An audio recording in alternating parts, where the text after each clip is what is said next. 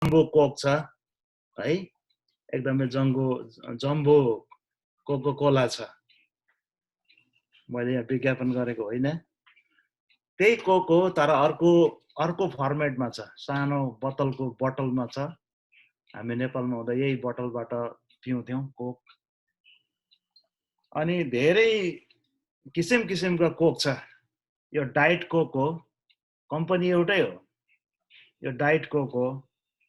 अलिकति ठुलो क्यानमा छ, अझ सानो क्यानमा पनि हामी पाउँछौं यो कोक है। अनि यो चाहिँ नि फेन्टा हो।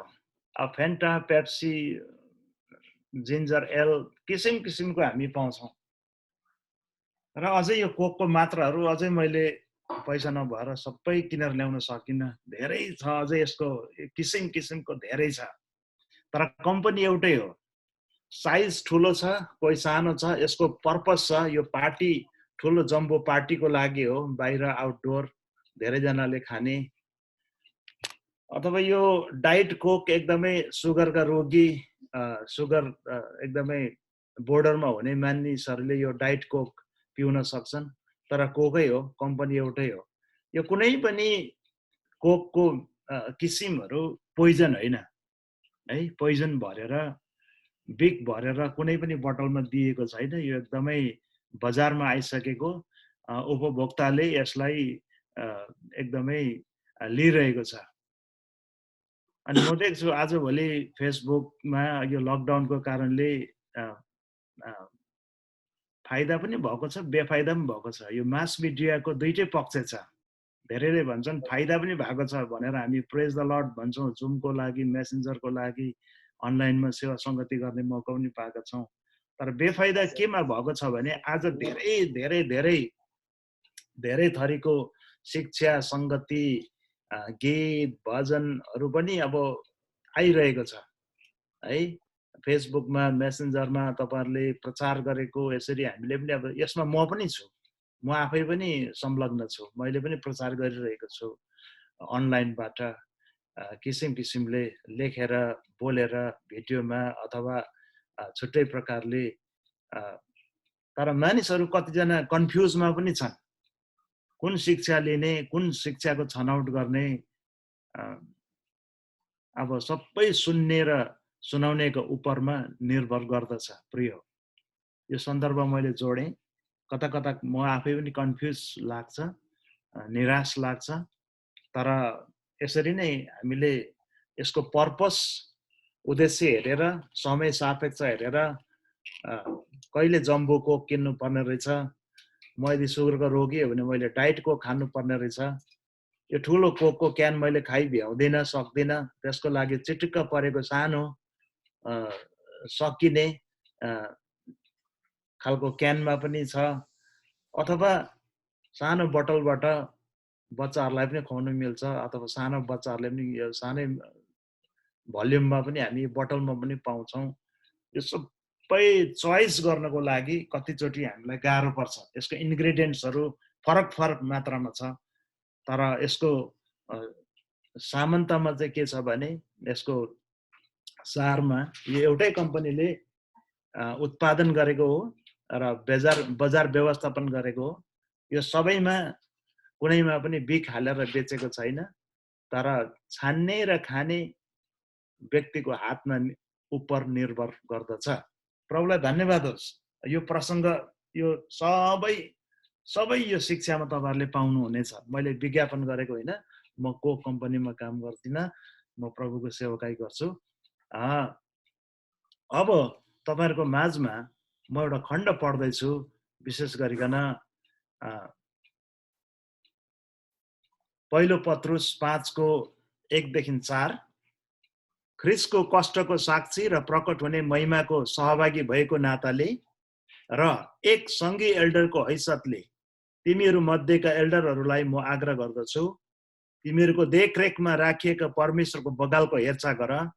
करले होइन तर स्वइच्छाले, धनको लोभले होइन तर उत्साह साथ, तिमीहरूको जिम्मामा रहेकाहरूमाथि अधिकार जमाएर होइन, तर बगालको निम्ति उदाहरण भएर, र जब मूल गोठालो प्रकट हुनुहुनेछ तब तिमीहरूले महिमाको नओल्याउने मुकुट प्राप्त गर्नेछौ। तिमीहरूले महिमाको नओल्याउने मुकुट प्राप्त गर्नेछौ। आमेन। यो वचन एउटा छ, अहिले पनि हामी दोहोऱ्याउँछौँ यसलाई। यूहन्ना 10:11 मा अस्ति डाक्टर मङ्गलमानले यहाँबाट विस्तृत शिक्षा दिनुभएको थियो। यूहन्ना 10:11 अनुसार यसरी उल्लेख गरिएको छ, म असल गोठालो हुँ, असल गोठालोले आफ्ना भेडाहरूको निम्ति आफ्नो प्राण अर्पण गर्दछ है, आफ्नो प्राण अर्पण गर्दछ। अब यर्मिया 23:1-4 मा यसरी उल्लेख गरिएको छ। यर्मिया 1 माफ गर्नुहोस्, यर्मिया 23:1-4 पद। परमप्रभु घोषणा गर्नुहुन्छ, मेरो खर्काका भेडाहरूलाई नष्ट गर्ने र छरपष्ट पार्ने गोठालाहरूलाई धिक्कार। यसै कारण आफ्नो प्रजालाई चराउने गोठालाहरूको विषयमा परमप्रभु इजरायलका परमेश्वर यसो भन्नुहुन्छ, तिमीहरूले मेरो बगाललाई छरपष्ट पार्यौ र तिनीहरूलाई धपायौ र तिनीहरूको हेरचाह गरेनौ। यसै कारण तिमीहरूको दुष्ट कामको निम्ति म तिमीहरूलाई दण्ड दिनेछु। परमप्रभु भन्नुहुन्छ, मेरा बालकका बाँचेकाहरूलाई मैले तिनीहरूलाई धपाएको सबै देशहरूबाट जम्मा गरेर म आफै तिनीहरूलाई तिनीहरूको खर्कमा फर्काइल्याउनेछु, जहाँ तिनीहरू फलवन्त हुनेछन् र संख्यामा तिनीहरूको वृद्धि हुनेछन्। म तिमीहरूमाथि गोठालाहरू खटाउनेछु, जसले तिनीहरूलाई चराउनेछन् र तिनीहरू न त डराउनेछन् न त तर्सिनेछन्, न तिनीहरूमध्ये कुनै हराउनेछ। परमप्रभु परमेश्वर भन्नुहुन्छ। आमेन। यो परमप्रभु परमेश्वरको वचन हो। पढाइमा, सुनवाइमा, बुझाइमा प्रभुले हामीलाई आशिष दिनुभएको होस्। यहाँ की फिगर्स अथवा की वर्ड्सहरू हामीले हेऱ्यौँ भने गोठालो, भेडा, चराउने खर्क, यस्तै कुराको सेरोफेरोमा आज हामी चर्चा परिचर्चा हामी गर्दैछौँ। प्रभुले हामीलाई आशिष दिनुभएको होस्। इजिकियलको पुस्तक पनि छ है, इजिकियलको वचन पनि छ 34:2-10 पद। तपाईहरुले पछि पढ्न सक्नुहुनेछ। समयको बचतको लागि म स्किप गर्दैछु। यही सेरोफेरोमा रहेर हामी गर्दैछौँ। तपाईको विचारमा पास्टर को हो है? पास्टर को हो त? पास्टर के हो? पास्टर को हो? व्यापक चर्चा परिचर्चा हामी सुन्छौँ। पास्टरको उपमा, पास्टर नाम हो कि, पास्टर उपनाम हो कि, पास्टर एउटा टाइटल हो कि, पास्टर एउटा काम हो कि, क्रियासँग पो संलग्नता छ कि यसको है, एउटा ओहदा हो कि, पद पदवी तबका तह हो कि, पास्टर के हो त? कतिचोटि हामी धेरै वर्ष सेवाकाई गर्नेहरूलाई पनि झल्यास एउटा अन्यलपनको पोखरीमा हामी डुबुल्की मार्छौँ। पास्टर को हो, के हो? यो टाइटल हो कि, काम हो कि, तह हो कि, एउटा तबका हो कि, अरूले भन्ने एउटा संज्ञा हो कि, एउटा साइनो हो कि है? यो कुराहरू हामी विचार गर्दै जानेछौँ। पास्टरको अर्को उपनाम वा संज्ञा नितान्त गोठालो। वास्तवमा पोइनस गोठालो है। गोठालो अति तुच्छ, तर गोठालो अति महत्त्वपूर्ण व्यक्तित्व पनि रहेछ, हुँदो रहेछ। पास्टरको अर्को उपनाम हो गोठालो। गोठालो भने पनि हुन्छ, ओ गोठाले दाई भने पनि हुन्छ पास्टरलाई हैन। पास्टर त एउटा अब अंग्रेजी शब्दबाट आएको। पास्चर भनेको PASTURE, त्यसको अर्थ चाहिँ हुन्छ खर्क, चराउने खर्क, चरण। लेखमा भेडा बाख्रा याक चौरीहरू चराउँदै जाँदाखेरि पहाडमा चाहिँ नि तल बेसीमा आफ्नो घर जग्गा जमिन धाप बेसीका खेत मात्रै हुँदैन, तर उनीहरूको चाहिँ हर्ड्सम्यानहरूको चाहिँ माथि लेखमा आफ्नो इलाका हुँदो रहेछ। आफ्नो चौरी गाई चराउने, भेडा गोठ सार्ने आफ्नो खर्क हुन्छ। यद्यपि उनीहरूको नाममा नहोला, सरकारी जग्गा होला, र पनि आफ्नो नाममा मेरो खर्क अथवा हाम्रो खर्क यति घरले चाहिँ यो खर्कमा चराउनु पर्छ। चरण खर्क, यो खर्क अथवा चरणको नामबाट चाहिँ गोठालोलाई अथवा पास्टरलाई पास्टर भनिएको। अनि यो अर्थ चाहिँ अब चरण खर्क अथवा घाँसे मैदान जे भनौँ, योसँग सम्बन्धित पद, तबका, संज्ञा, उपनाम जे भने पनि पास्टरीय उपनाम हो। गोठालोले परमेश्वरको बगालको हेरचाह गर्दछ। यी सबै पदहरूले हामीलाई जनाउ दिइसकेको छ कि गोठालोले चाहिँ परमेश्वरको बगालको हेरचाह गर्दछ। अस्ति पास्टर डाक्टर मङ्गलमानबाटबाट हामीले विस्तृत प्रकारले योहन्ना 10 अध्यायबाट हेरिसकेका छौँ। आफ्नो बगालको हेरचाह गर्दछ र अघि हामीले यिर्मयाको पुस्तकमा पनि हेर्यौं कि गोठालोले चाहिँ आफ्नो बगालको हेरचाह गर्दछ, तितर बितर पार्दैन, स्याहार सुसार गर्दछ। अब यहाँ म तपाईहरुलाई अलिकति ब्याक लैजानु पर्यो। हामीले धेरै चर्चा परिचर्चा शिक्षा सिकिसकेका छौँ पञ्चदलीय सेवकाईको बारेमा। यो एफिसीको पत्रमा हामी पाउँदछौँ कि पञ्चदलीय सेवकाईमा 5 वटा सेवकाई अथवा अफिसेसहरू पाउँदछौँ। एपोस्टल, प्रेरित, अगमवक्ता, प्रचारक, पास्टर, टिचर। यो कान्छी अम्ली देखेर सानो अम्ली भनेर टिचर चाहिँ एकदमै निम्न वर्गको रहेछ, सानो रहेछ टिचर चाहिँ मण्डलीमा, यसको औचित्य उद्देश्य चाहिँ कम रहेछ, महत्त्व कम रहेछ भन्ने होइन। अनि एपोस्टल चाहिँ विशिष्टै छुट्टै हो, 4 वटा औँला भन्दा अलिकति टाढा, अर्कै यसको महत्त्व छ भनेर एपोस्टललाई पनि गर्नु हुँदैन। अब कतिचोटि हामी पास्टरहरू मैले एज्युम गरिरहेको छु, मण्डलीमा सेवा टहल पुर्याउने एल्डरहरू मैले अहिले हाम्रो जुममा एज्युम गरिरहेको छु। र यदि तपाईँ र म पास्टर हौँ भने हामी पास्टर मात्रै होइनौँ प्रिय। पास्टरसँग केही कुराको मिश्रण छ, केही कुरा एसिमुलेट भएको छ। अरू दान वरदानले, अरू बोलाहाटले पनि हामी सम्मिश्रण भएका हुन्छौँ, बोलाइएका हुन्छौँ। नितान्त पास्टर मात्र हुँदैनौँ। यसै कारण हामी पास्टरको बिचमा तुलना गर्दाखेरि कोही पास्टर अलिक खरो, कोही पास्टर नरम, कोही पास्टर अति राम्रो आफ्नो बगालको हेरचाह गर्न सक्ने, कोही पास्टर अलिकति कस्तो, किन त्यो व्यक्ति पास्टर भएको होला भनेर ठान्छौँ क्या। यसमा अचम्म मान्नै पर्दैन, किनभने पास्टर मात्रै नितान्त एउटै मात्रै बोलाहाटमा कोही पनि पास्टर आएको हुँदैन। पास्टरको मात्रै अफिस एउटा पास्टरले लिएको हुँदैन। नेचरल्ली चाहिँ प्राकृतिक हिसाबले नै त्यो पास्टरसँग अर्को वरदान पनि प्लस भएर आएको हुन्छ। मात्रा कम होला, 40% मात्रै कम बेसी होला, 30% होला, 60 होला, 40-60 होला, अथवा 50-50 होला, 80-20 होला। तर पास्टर कोही पास्टर प्रचारक हुन सक्छ, पास्टर्सको गुण प्रचारकको गुण पनि हुन सक्दछ। कोही पास्टर हुन सक्दछ तर उहाँहरू प्रफिट पनि हुन सक्दछ। कोही पास्टर होला, उहाँ एपोस्टल होला, कोही पास्टर राम्रो टिचर होला, है, राम्रो टिचर होला। यसकारण सबैले पास्टरीय सेवाकाई हामीले गर्न सक्छौँ र गरि पनि रहेका छौँ। अनि सबै यो मिश्रण हो, एउटा मिश्रण हो, एउटा मिक्स एसिमुलेटेड कलमा हामी बोलाहाट भएका छौँ प्रिय। यसकारण म किन फलना पास्टर जस्तो हुन सकिनँ? म पनि पास्टर हुँ तर मेरो त बोली वचन, मेरो काम कारबाही त बेग्लै छ भनेर हामीलाई ताजुब लाग्नु, कोही कोही बेला प्रश्न उठ्नु हामीलाई स्वाभाविक हो। तर स्वभावैले परमेश्वरको बुलाहाटमा हामीले विभिन्न बुलाहाटको सम्मिश्रणमा हामी सेवाकाई गरिरहेका हुन्छौँ। यसै कारण हामी विचित्रै छौँ, अरूभन्दा अलिकति फरक छौँ। पास्टर मनोज भन्दा म फरक छु, तपाईहरू भन्दा म अलिकति फरक छु, म भन्दा तपाईँ फरक हुनुहुन्छ, तर पनि हामी सेवाकाईमा छौँ। हामी आत्तिनु हुँदैन।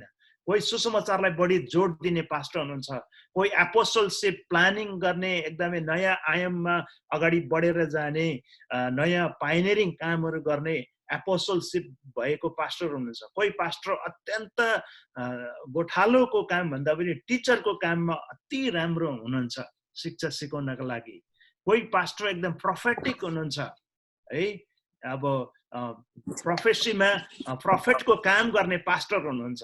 यसकारण हामीले यो पास्टर एकदमै सुपिरियर, ऊ पास्टर इन्फिरियर भन्नु हुँदैन। यो अघि मैले कोकको देखाएँ, यो सानो क्यान चाहिँ इन्फिरियर होइन। यो जम्बोको सामुमा, यो जम्बोको छुट्टै महत्त्व छ, यो सानोको छुट्टै महत्त्व छ। यो डाइट कोक त खल्लो छ जस्तो लाग्छ अरूलाई, तर यो डाइट कोक कसैको लागि खल्लो हुन सक्ला, तर कसैको लागि यो कोक एकदमै महत्त्वपूर्ण छ। त्यसकारणले हामीले निराश हुनु हुँदैन। हामी सबैजना एउटै धरातलमा छौँ, एउटै बोलाहाटमा छौँ, एउटै पन्जामा छौँ र सम्मिश्रणको सेवकाईमा हामी गइरहेका छौँ। तपाईहरुलाई अलिकति यो उजागर मात्रै गर्दै आउँ। अब आउँछौँ हामी गोठालोहरू खोजी गर्ने र सम्हाल्नेहरू। पहिला गोठालो पास्टर अगुवाको कर्तव्य, धेरै कर्तव्यहरू मैले ल्याएको छैन, तर केही मलाई मनमा लागेका कर्तव्यहरू मध्ये गोठालोहरू चाहिँ खोजी गर्नेहरू र सम्हाल्नेहरू है। बाइबलमा हामी तपाईको खोजी गर्ने कुराहरू धेरै पाउँछौँ। परमेश्वरले हामीलाई धेरैचोटि खोज्नु भएको छ। यसैया अगमवक्ताले हराएका मानिसहरूलाई हराएका भेडा जस्तै खोजी गरेका छन्। यसैया अगमवक्ताको पुस्तकमा यो कुरा उल्लेख गरिएको छ। अनि अर्को कुरो, हराएको भेडा जस्तै हराएका मानिसहरू पनि उद्धारको खाँचो छ। आज योहन्ना 10:11 पद अनुसार हामी पाउँछौँ। हाम्रो परमेश्वर चाहिँ, परमेश्वरको एउटा नेचर नै तपाईको our God is seeking God है। हाम्रो परमेश्वरको पहिलो नेचर नै our God is seeking God। अनि हामी मान्छेहरू चाहिँ स्वभावैले हराउँदो रहेछौँ। नेपालीमा एउटा आहान छ, कहाँ गइस हराउने बिलाउनेमा भने जस्तो। जहिले पनि हामी हराउँछौँ, कहीँ न कहीँ चुकिरहेको हुन्छौँ है। अनि हाम्रो परमेश्वरको एउटा नेचर चाहिँ बाइबल धर्मशास्त्र अनुसार ही इज सिकिङ गड। जहिले पनि उहाँले चाहिँ हराएकाहरूलाई खोज्नु हुने परमेश्वर हुनुहुन्छ। उत्पत्ति 3:9 पहिलोचोटि आदम र हव्वा पापमा गिरिसकेपछि उनीहरू परमेश्वरबाट एकदमै लुके, आफैलाई उनीहरूले परमेश्वरको नजरबाट छिपाए। अनि यहाँ पहिलोचोटि अदनको बगैँचाकै सेरोफेरोमा परमेश्वरले उत्पत्ति 3:9 पदमा भन्नुहुन्छ, तर परमप्रभु परमेश्वरले मानिसलाई बोलाउनु भयो, तँ कहाँ छस्? Where are you? उत्पत्तिमै कति राम्रो सृष्टिको न्यारेटिभ हुँदै आएको थियो, कति राम्रो अदनको बगैँचाको सिनेरी थियो है, शान्तिमय सिनेरी थियो। तर तुरुन्त मानिसको नेचरको कारणले, पाप स्वभावले, दुष्ट शैतानको कारणले पापमा गिरिसकेपछि मानिसहरू हराए। र उत्पत्ति 3 अध्याय सुरु हुँदा नहुँदै परमप्रभु परमेश्वरले खोजी कार्य सुरु गर्नुभयो। Our God is seeking God. हेर्नुहोस् है। अनि हामी पनि त्यो परमेश्वरबाटको सेवा हामीले प्राप्त गरिसकेपछि एउटा सिकिङ हार्ट एउटा अगुवामा, एउटा पास्टरमा हुनु अति जरुरी भन्ने मैले देखेँ। लुकाको 15 अध्यायमा हामी देख्छौँ प्रभु यीशु ख्रीष्टको दृष्टान्तहरू मध्ये अति राम्रो दृष्टान्त, लस्टनेसको दृष्टान्त हामी पाउँछौँ, हराएका बिलाएका दृष्टान्त हामी पाउँछौँ। उहाँले हराएको भेडाको कथन ल्याउनु भयो है, दृष्टान्त ल्याउनु भयो। लुका 15मा एउटा सिक्का हराएको थियो, एउटा खोजी गर्नेले कति किम्मतीसँग दक्षतासँग खोजी गरेर पत्तो लाएर सेलिब्रेट गरेको कुरा छ। अनि मानिसै पनि हराए, उडौ पुत्र हराए है, कान्छो छोरो हराए। बाउ खोज्न गएको छैन, तर बाउले प्रार्थना गरेको थियो, इच्छा गरेको थिए। अनि त्यो छोरो फेरि फर्केर आउँछ अनि भेटिन्छ। तर त्यहाँ हामीले पाउँछौँ धेरैचोटिले चाहिँ यो प्रोडिगल सनलाई मात्रै तारिफ गरेको र धन्यवाद दिएको हामी पाउँछौँ। प्रोडिगल सनलाई मात्रै पहिला गाली गरेको हामी पाउँछौँ। तर वास्तवमा घरभित्रै भएको जेठो छोरो चाहिँ वास्तवमै हराएको।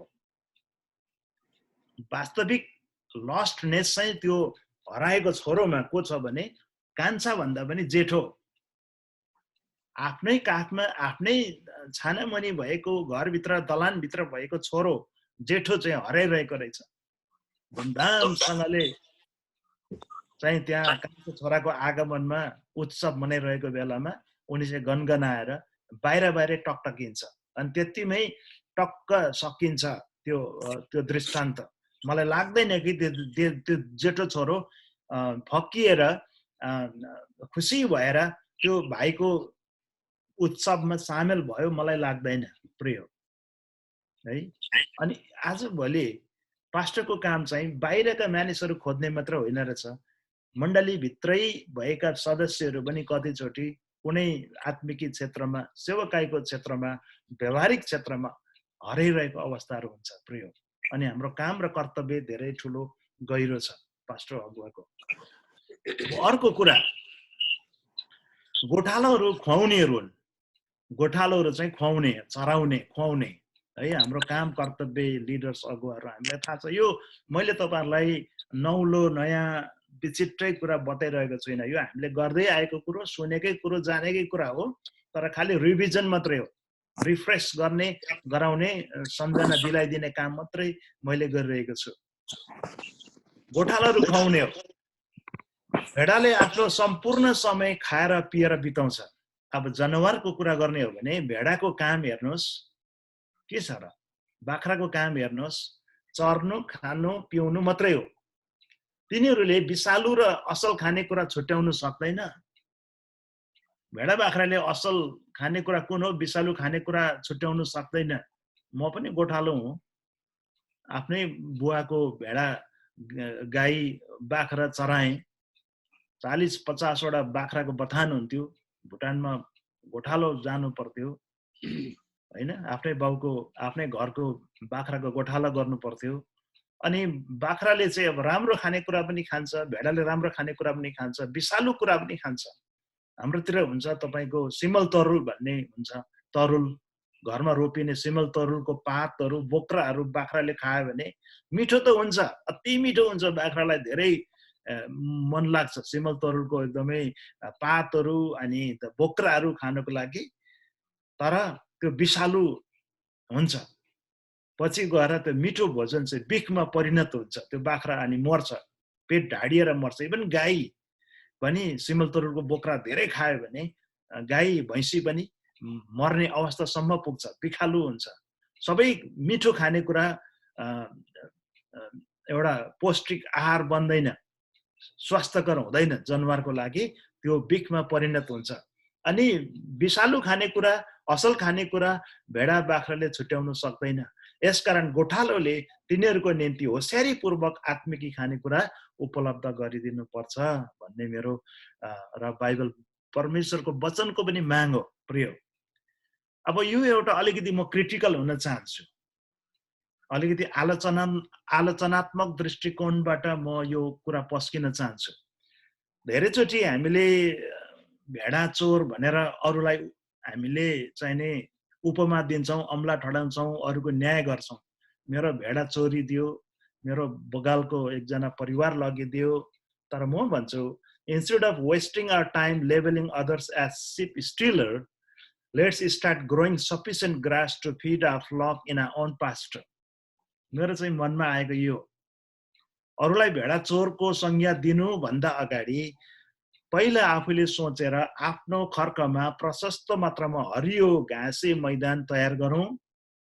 पहिला आफ्नो घाँस उमारौँ है, आफ्नो बगालको लागि चाहिने प्रशस्त मात्रामा घाँसको परालको सञ्चय गरौँ, तर्जुमा गरौँ र आफ्नो गोठालो आफ्नो बगाललाई खुवाउँ।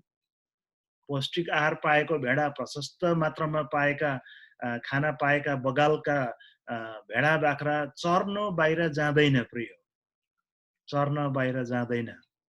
हामी किसानका छोराछोरीहरू हौँ, हामीले खेतको गरागरामा कान्लामा हामीले घाँसका बोटहरू रोप्थ्यौँ हैन, घाँस पनि हुने, दाउरा पनि हुने, कान्लामा एकदमै त्यसरी हामीले रोप्थ्यौँ। र हामीले समय समयमा परालको सञ्चय गर्नुपर्छ। र पास्टर अगुवाको दायित्व चाहिँ यो, म चाहिँ ढुक्क छु प्रिय, मेरोबाट पनि कोही परिवारहरू फुत्केर गए, यो व्यवहारिक हो, अर्को मण्डलीमा गएका छन्, मलाई दुःख छैन, सम्भवतः मैले उहाँहरूलाई खुवाउन सकिनँ, मेरो शिक्षा असल लागेन, मेरो व्यवहार लागेन, तर उहाँहरू गए, ठिक छ है, आफ्नो रुचि अनुसार सबैले खान पाउनु पर्छ। अघि मैले भने नि कोक मैले त्यतिकै देखाएको छैन, आफ्नो रुचि अनुसार मैले डाइट कोक पिउनु हो। चाइनिज बफेटमा गइसकेपछि त्यहाँ राखिएको सबै खाना मैले खानै पर्छ होइन, पैसा तिरेको छु भन्दैमा मैले छानी मलाई मन लाग्ने कुराहरू खानु पाउनु पर्छ। मैले सबै कुरा मैले खानै पर्छ होइन।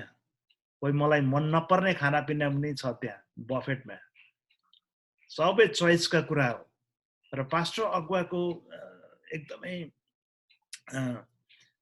एकदमै एकदमै जरुरी काम चाहिँ के हो भने आफ्नो बगाललाई खाना पस्केर दिने हो। आफ्नो बुवा आमा अभिभावकले घरमा छोराछोरीलाई कुन खाना, ब्यालेन्स डाइट, हप्तामा कतिचोटि मासु खाने, कतिचोटि सब्जी खाने, कतिचोटि गेडागुडी खाने, घरको आमाको दायित्व मेरो भान्सामा कस्तो खाना पकाउने र कसरी मेरो परिवारलाई मैले पस्केर दिँदैछु।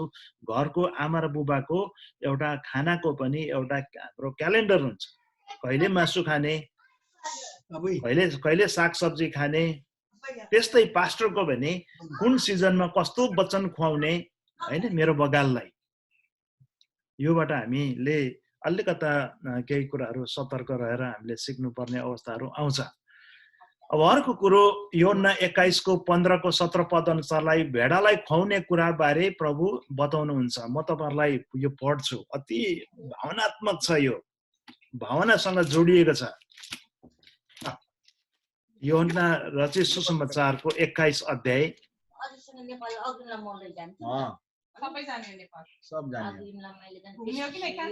यो सबै म्युट गरिदिनु होला पास्टर बाबुले। योहन्ना रचित सुसमाचार खाइसकेपछि तब येशूले सिमोन पत्रुसलाई भन्नुभयो, योहन्नाका छोरा सिमोन, के तिमी मलाई यिनीहरू भन्दा बढी प्रेम गर्दछौ? तिनले उहाँलाई भने, ज्यू प्रभु, तपाईँ जान्नुहुन्छ, म तपाईलाई माया गर्छु। उहाँले तिनीहरूलाई भन्नुभयो, मेरो पाठाहरूलाई खुवाऊ। उहाँले फेरि दोस्रो पल्ट तिनलाई भन्नुभयो, योहन्नाका छोरो सिमोन, के तिमी मलाई प्रेम गर्दछौ? तिनले उहाँलाई भने, ज्यू प्रभु, तपाईँ जान्नुहुन्छ, म तपाईलाई माया गर्छु। उहाँले तिनलाई भन्नुभयो, मेरो भेडाहरूको हेरचाह गर। उहाँले तिनलाई तेस्रो पल्ट भन्नुभयो, योहन्नाका छोरो सिमोन, के तिमी मलाई माया गर्छौ? पत्रुस दुखित भए, किनकि उहाँले तेस्रो पल्ट तिनलाई के तिमी मलाई माया गर्छौ भन्नुभयो। तिनले उहाँलाई भने, प्रभु, तपाईँ सब कुरा जान्नुहुन्छ, म तपाईलाई माया गर्दछु भन्ने तपाईलाई थाहा छ। येशूले तिनलाई भन्नुभयो, मेरा भेडाहरूलाई खुवाऊ। तीन चोटि प्रभु येशूले यो प्रेरित पत्रुसलाई, आफ्नो भेडालाई, उहाँका जनलाई खुवाऊ भनिकन एउटा कमिसन गर्नुभएको छ। प्रिय, यो चाहिँ अब योहन्ना रचित सुसमाचारको अन्तिम वार्तालाप हो। यहाँ हेडिङमै लेखेको छ, पत्रुसलाई यीशुको अन्तिम आदेश हो। तपाईँ र मेरो वृद्ध अवस्थाको बुबा अब स्वर्गारोहण हुन लाग्नु भएको छ, स्वर्गलोक जान लाग्नु भएको छ। उहाँ एकदमै घिटघिटोमा हुनुहुन्छ। 7 भाइ छोरालाई बोलाएर अन्तिमचोटि बुबाले बोल्दै हुनुहुन्छ। केही श्वास प्रश्वासमा उहाँको एकदमै गाह्रो छ र पनि अन्तिम उपदेश, अन्तिम सन्देश दिँदै हुनुहुन्छ। जीवनकालमा तपाईको बुबाले तपाईलाई कति गाली अर्थी बुद्धि दिनुभयो त्यसको मतलब हुँदैन, तर अन्तिम मृत्युको बेडमा, मृत्युको ओछ्यानमा बुबाले के बोल्दै हुनुहुन्छ त? उहाँको सास रोकिन थामिन भन्दा अघि त्यो महत्त्वपूर्ण हुन्छ। प्रिय, सबै छोराहरू एकदमै भार विभोग भएर शोक सन्तप्त अवस्थामा अति गम्भीरताको साथ त्यो बुबाको घिटघिटो आवाजबाट हामी एउटा दुईटा शब्द सुन्छौँ। अन्तिमचोटि बुबाको अन्तिम शब्द सुन्छौँ। त्यो अति महत्त्वपूर्ण हुन्छ। धेरै बाउले गाली अर्थी बुद्धि दिनुभएको जीवनकालमा भुल्छौँ होला, तर अन्तिमचोटि बुबाले बोलेको त्यो 7 भाइ छोराले, 3 बहिनी छोरीले कहिले पनि भुल्दैन। प्रिय, यस्तै प्रभु यीशु ख्रीष्टले पनि अन्तिम पल्ट पत्रुसलाई यो कमिसन गर्दैछन्। धेरै शिक्षाहरू दिनुभयो होला है यीशु प्रभुले आफ्नो जीवनकालमा, तर अन्तिममा प्रेरितलाई के भन्नुभयो? पत्रुसलाई, मेरा भेडालाई खुवाऊ, मेरो भेडालाई चराऊ। यो अति भावनात्मक छ। प्रिय, म त यो भाव विभोर हुन्छु यो पढ्दा सुन्दा प्रभुको जीवनकालमा। म इमोसनल व्यक्ति पनि हुँ, म स्पिरिचुअल व्यक्ति मात्रै होइन। म मेरो इमोसनलाई लगाएर म बाइबलको वचनहरू पढ्दछु। प्रिय, अनि पत्रुस को हो त भन्दाखेरि अघि मत्ती 16 अध्यायमा पनि 18 अध्यायमा पनि प्रभु यीशु ख्रीष्टले तिमी पेट्रस हौ, तिमी रक हौ, तिमी चट्टान हौ, अनि क्याथोलिक ट्रेडिसनमा तपाईले हेर्नुभयो भने पत्रुसलाई सबैभन्दा पहिलो पोप ठानिन्छ। आज 268औं पोप फ्रान्सिस भ्याटिकन सिटीमा अवस्थित भए तापनि त्यसको गणनामा ब्याक हिस्ट्री ट्रेडिसनमा जानुभयो भने त्यति बेला क्याथोलिक प्रोटेस्टेन्ट भन्ने कुरो थिएन, एउटै मात्रै मण्डली थियो सुरुवातमा। पत्रुसलाई पहिलो पोप ठानिन्छ इतिहासमा। अनि पोप भनेको पापा अथवा मण्डलीको बुबा, मण्डलीको एल्डर, मण्डलीको धर्मगुरु, मण्डलीको पास्टरलाई प्रभु यीशु ख्रीष्टले अन्तिम चोटि धेरै आदेशहरूको बावजुद मुख्य विषय दिनुभएको कुञ्जी चाहिँ आफ्नो भेडालाई चराऊ। कति सिरियस रहेछ त, आफ्नो भेडा आफ्नो बगाललाई चराऊ। अनि प्रेरितको पुस्तकमा आएर पनि पत्रुसले प्रभुको स्वर्गरोहण पछि, उहाँको एसेन्सन पछि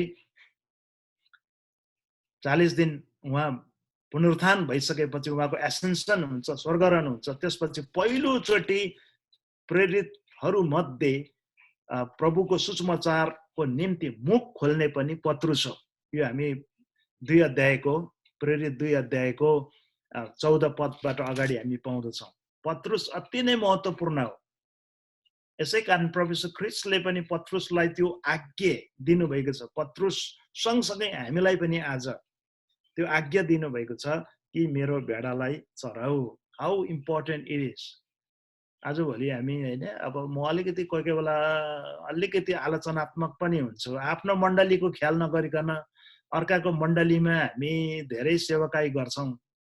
आफ्नो धापे, आफ्नो रुखो बारी छोडेर अर्काको धापे मलिलो खेतमा काम गर्न जान्छौँ। खेतालो पास्टर अगुवाहरू देश विदेश घुम्छौँ, 6 महिना घुम्छौँ। आफ्नो मण्डली, आफ्नो परिवारको हाल बेहाल छ उता। How come? कसरी हुन सक्छ होला? पास्टर बुवा, गुरुबा, 6 महिना भयो तपाईँ यता घुम्न आउनु भएको, 6 महिना भयो तपाईँ उता जानु भएको। नेपाल वर्षमा 4 चोटि जानुहुन्छ, 2 महिना बस्नुहुन्छ। How come you manage your church and family back home? म त अलिकति क्रिटिकल मान्छे। आफ्नो रुखो बारी छोडेर, आफ्नो रुखो करेसो बारी छोडेर अर्काको धापे खेतमा काम गर्नु म जाँदिन। अनि पास्टर अगुवालाई पनि यो एउटा चेतावनी, एउटा सुझाव मेरो। तपाईको बारी, तपाईको करेसो बारीमा चाहिँ तपाईको काँडा उम्रिरहेको छ है, एकदमै रुखो छ। अर्काको धापे मलिलो खेतमा गएर किन खेताला बन्न जानु? पहिला तपाईलाई परमेश्वरले दिएको त्यो सानो करसो बारी हो। मलाई परमेश्वरले दिनुभएको मेरो करसो बारी हो। रुखो होस्, मैले सम्हाल्नु पर्छ, झार जिलाउनु पर्छ, ढुङ्गा फाल्नु पर्छ। प्रिय, चारपट्टिबाट हामी कुदेर सेवकाई गर्छौँ भ्याएसम्म। प्रभुलाई महिमा भएको होस्। भ्याउन सक्छौँ, म्यानेज गर्न सक्छौँ, अरू अगुवाहरू छन् भने ओके, प्रेज द लर्ड। तर आफ्नो मण्डली लथालिङ्ग पारेर है अरूको धापे मैदानमा मलिलो खेतमा असारको 15 मा म खेताला बाउसे बन्न म जानु चाहिँ इच्छा लाग्दैन। प्रिय, यो कुरा अति नै गम्भीर छ। अलिकति क्रिटिकल भए, माफ गर्नुहोस्। पास्टरको उद्देश्य भेडालाई खुसी बनाउनु होइन है। मेरो चाहिँ के भन्छु भने मेरो मान्छेलाई खुसी बनाएर राख्नुपर्छ। एकदमै उनीहरू म प्रति खुसी हुनुपर्छ। मेरो मण्डलीमा उनीहरूलाई अडाउनको लागि, बस्नको लागि उनीहरूलाई एकदमै जहिले पनि प्लिज गर्नुपर्छ होइन रहेछ कि, तर खुवाउनु हो। प्लिज गर्नु होइन, तर खुवाउनु हो। तिनीहरूको कान कन्याइदिने होइन, खालि मसार दिने, अबैने भनेर माया मात्रै गर्ने होइन। आत्मालाई पोषण दिनु, हल्का भोजन र दुध मात्र होइन, तर खदिलो खाना खानु दिनु हो। तपाईँलाई लाग्छ त खदिलो खानेकुराहरू धेरै दबाई पानी औषधिहरू तितोपनबाट बनिएको हुन्छ। तितो हुन्छ दबाई पानी औषधिहरू, टर्रो हुन्छ। मुख च्याती बच्चालाई खुवाउनु पर्ने हुन्छ, तर त्यो बच्चा रुन्छ, कराउँछ, मान्दैन, थुक्नु खोज्छ, फेरि उकाल्नु खोज्छ, तर द्याट इज मेडिसिन एक्चुअली। एकचोटि त्यसले निलिसकेपछि त्यसले त्यो औषधिको काम गर्दछ। मिठो छैन स्वादमा। त्यसकारण आजभोलि धेरैचोटि हामी अगुवा पास्टरलाई पनि एउटा चुनौती, सुगर कोटेड प्रिचिङ नगरौँ, गुड्डी गुड्डी प्रिचिङ नगरौँ, सबैलाई वाह वाह भन्ने प्रकारको प्रिचिङ नगरौँ। उनीहरूले सुन्नु चाहने वचन मात्रै वचन प्रचार नगरौँ। कोही कोही बेला तितो, खस्रो, मिठो, नमिठो सबै कुराको सम्मिश्रण हुनुपर्दछ। जसरी यो कोकको बथानमा तपाईँले सम्मिश्रण देख्नुभयो, जसरी अघि पञ्चदलीय सेवकाईमा तपाईँले सम्मिश्रण देख्नुभयो, हामीलाई मिठो चाहिन्छ, मलाई खस्रो चाहिन्छ, कोही कोही बेला तितो खानुपर्छ है। अनि सत्यता भनेको चाहिँ जहिले पनि तितो हुन्छ वास्तवमा। गुड्डी गुड्डी मेसेज, सुगर कोटेड मेसेजले चाहिँ डायबिटिस हुन्छ। जहिले पनि प्रेज द लर्ड, जहिले पनि हालेलुया, जहिले पनि आशिष होइन प्रयो। आशिषभित्र कतिचोटि आशिष नभएर दुःख पनि लुकेको हुन्छ है। अनि परिस्थिति अनुसार आफ्नो बगाललाई तितो मिठो अवस्थामा सम्हाल्नु सक्ने अगुवा पास्टर। अर्को कुरा, गोठालोहरू अगुवाहरू हुन्। वास्तवमै गोठालोहरू चाहिँ अगुवाहरू हुन्। गोठालो पास्टर मात्र होइन, ऊ चाहिँ लिडर हो। लिड, एलइएडी, लिड, लिडर भन्छौँ। लिडरको अर्थ चाहिँ लिड हो, अगुवाई गर्ने हो। अग्र पंक्तिमा रहेर अगुवाई गर्नै पर्छ। कुनै पनि क्षेत्रमा अग्र पंक्तिको नेतृत्व वहन गर्नै पर्ने हुन्छ। अब अलिकति फाल्टो विषयमा जाउँ, प्र्याक्टिकल कुरा। अगुवा बढ्नुपर्छ। यदि हामीले अगुवा लिड गर्नुपर्छ भने अरूभन्दा हामी धेरै माथि बढ्नुपर्छ। आफू बढ्न थामिनु हुँदैन। हाम्रो ग्रोथमा हामी ग्रो हुनैपर्छ। हाम्रो आध्यात्मिक ग्रोथ, आत्मिकी ग्रोथ, सामाजिक ग्रोथ, ज्ञान बौद्धिक ग्रोथ, हाम्रो एक्सेस अरूभन्दा अगुवा पास्टरको धेरै नै हुनुपर्छ। ग्रोथमा हामी थामिनु हुँदैन। आत्मिकी क्षेत्रको ग्रोथमा, शारीरिक क्षेत्रको ग्रोथमा, बौद्धिक क्षेत्रको ग्रोथमा एकदमै पढ्नै हुँदैन, पढ्नै पर्दैन भन्ने होइन प्रयोग। A leader is a good reader. एउटा लिडरले धेरै असल असल पुस्तक पुस्तिकाहरू पढ्छन्, आय आर्जन गर्छन् भने त्यो पाप होइन। एउटा भनाइ छ, if you stop growing you start decaying. हामी स्टप ग्रोथको हाम्रो स्टप लागेको दिन क्षण, त्यो मोमेन्ट, त्यति नै बेलाबाट हामी डिके हुन सुरु गर्छौँ, कुहिन सुरु गर्छौँ प्रयोग। यसै कारण लेट्स नट स्टप ग्रोइङ। हामी ग्रोथ हुनुपर्छ। उमेर जाओस्, जस्तो सुकै सानो मण्डली होस्, ठुलो मण्डली होस्, हामी पर्सनली चाहिँ हरेक आयाममा ग्रोथ हुनैपर्छ। कसरी भन्दाखेरि बाइबलबाट प्रचार गर्ने है। अलिकति म प्रसङ्गभन्दा बाहिर व्यावहारिक कुराहरूमा जाँदैछु, टेक्निकल कुराहरूमा। बाइबलबाट प्रचार गर्ने, अघि यो खुवाउने कुरा आयो। हरेक दन्ते कथा, अब अरूको उदाहरण कुराहरूबाट मात्रै होइन, बाइबलको आधारमा रहेर, वचनको धारातलमा रहेर परमेश्वरको वचन सिकाउने है। धेरैचोटि हामी टेस्टिमनी मात्रै भन्छौँ, गवाई मात्रै भन्छौँ। गवाईले प्रभाव पार्छ, मान्छेलाई इन्स्पायर गर्छ।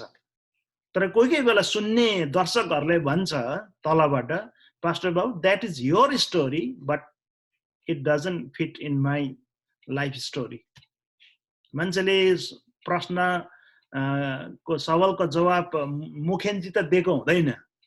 गवाई मात्रै भन्छौँ भने, आशिषका कुराहरू गवाई मात्रै भन्छौँ भने मान्छेले मनमा के भनिरहेको हुन्छ, त्यो त तपाईँको कुरा हो पास्टर बाबु, अथवा हजुर तपाईँलाई परमेश्वरले त्यसरी काम गर्नुभएछ, तर मलाई त खोइ गर्नु भएको छैन, मेरो जीवनमा त्यो कुरो लागू भएन भनेर मान्छेले आफैले आफूलाई भित्र उत्तर दिइरहेको हुन्छ के प्रिय।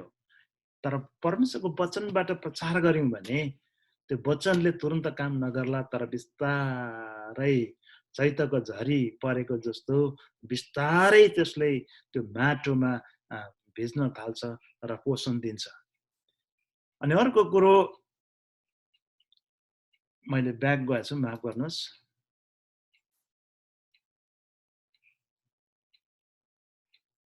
कसरी दक्ष बन्ने भन्दाखेरि अब मैले ग्रोथको कुरा गर्दैछु। मण्डलीसँग प्रार्थना गर्नुहोस्, मण्डलीसँग प्रार्थना गरौँ, कर्पोरेट प्रेयर विशेष गरिकन। यो प्रार्थनाले चाहिँ मेरो चाहिँ तर्क के छ भने सोझै प्रार्थना भनेको चाहिँ परमेश्वरसँग बातचित गर्नु, तर यसको टेक्निकल फाइदा के छ भने तपाईँ र म सँगै अहिले प्रार्थना गऱ्यौँ भने 15 मिनट पछि म तपाईँको खैरो खन्दिनँ। हेर्नुहोस् है, तपाईँको ब्याक बाइट म गर्दिनँ। पास्टर विश्वासीहरूसँगै बसेर हामी प्रार्थना गर्छौँ भने प्रार्थना सङ्गति सकेर जाँदै गर्दाखेरि फेरि पास्टरको विरुद्धमा कुनै पनि विश्वासीले कुरा काट्दै जाँदैन। एउटा भावनात्मक, एउटा साइकोलोजिकल इफेक्ट अथवा त्यसको कज त्यहाँ छ। मण्डलीसँग हामीले प्रार्थना गर्नुपर्छ अनि प्रेयरमा शक्ति छ, हैन? अर्को कुरा, मण्डलीसँग अतिरिक्त समय हामी बिताउँ भनेको एक्स्ट्रा टाइम पनि बिताउनुपर्छ। पास्टर र विश्वासी भेट्दै मात्रै लु बाइबल खोलिहाल्नुपर्छ, प्रार्थना गरिहाल्नुपर्छ, होइन। मेरो चाहिँ तर्क के हो भने आफ्ना विश्वासीहरूसँग अतिरिक्त समय बिताउन हामी सक्छौँ, एक्स्ट्रा टाइम बिताउन सक्छौँ, हाई हेलो गर्न सक्छौँ, भलाकुसारी गर्न सक्छौँ, छोराछोरीको बारेमा मात्रै कुरा गर्न सक्छौँ। कोही बेला हाँसी मजा ठट्यौली पनि गर्नुपर्छ विश्वासीहरूसँग, जिस्कनुपर्छ, खानुपर्छ। पास्टर बाबु आउने बित्तिकै बाइबल खोलिहाल्नुहुन्छ र प्रचार गरिहाल्नुहुन्छ कि त प्रार्थनामा 2 घण्टा राखिहाल्नुहुन्छ भनेर नतर्कियोस्। यो अतिरिक्त समयले चाहिँ आफ्नो विश्वासीहरूसँग हामी नजिक हुन्छौँ, उनीहरूको बुवा आमाको बारेमा बुझ्ने, उनीहरूको काम चासोको हबिजको बारेमा बुझ्ने, जवान भाइ बहिनी छोराछोरीसँग उनीहरूको पढाइ, उनीहरूको लक्ष्य, उनीहरूको एम्बिसनको बारेमा बुझ्ने, सुनिदिने, बुझिदिने, सँगै खाइदिने। तपाईको सेवकाईको मूल्याङ्कन समय समयमा गर्ने, गराउने। अब कतिको आँट आउँछ आउँदैन यो अति व्यावहारिक कुरा हो है।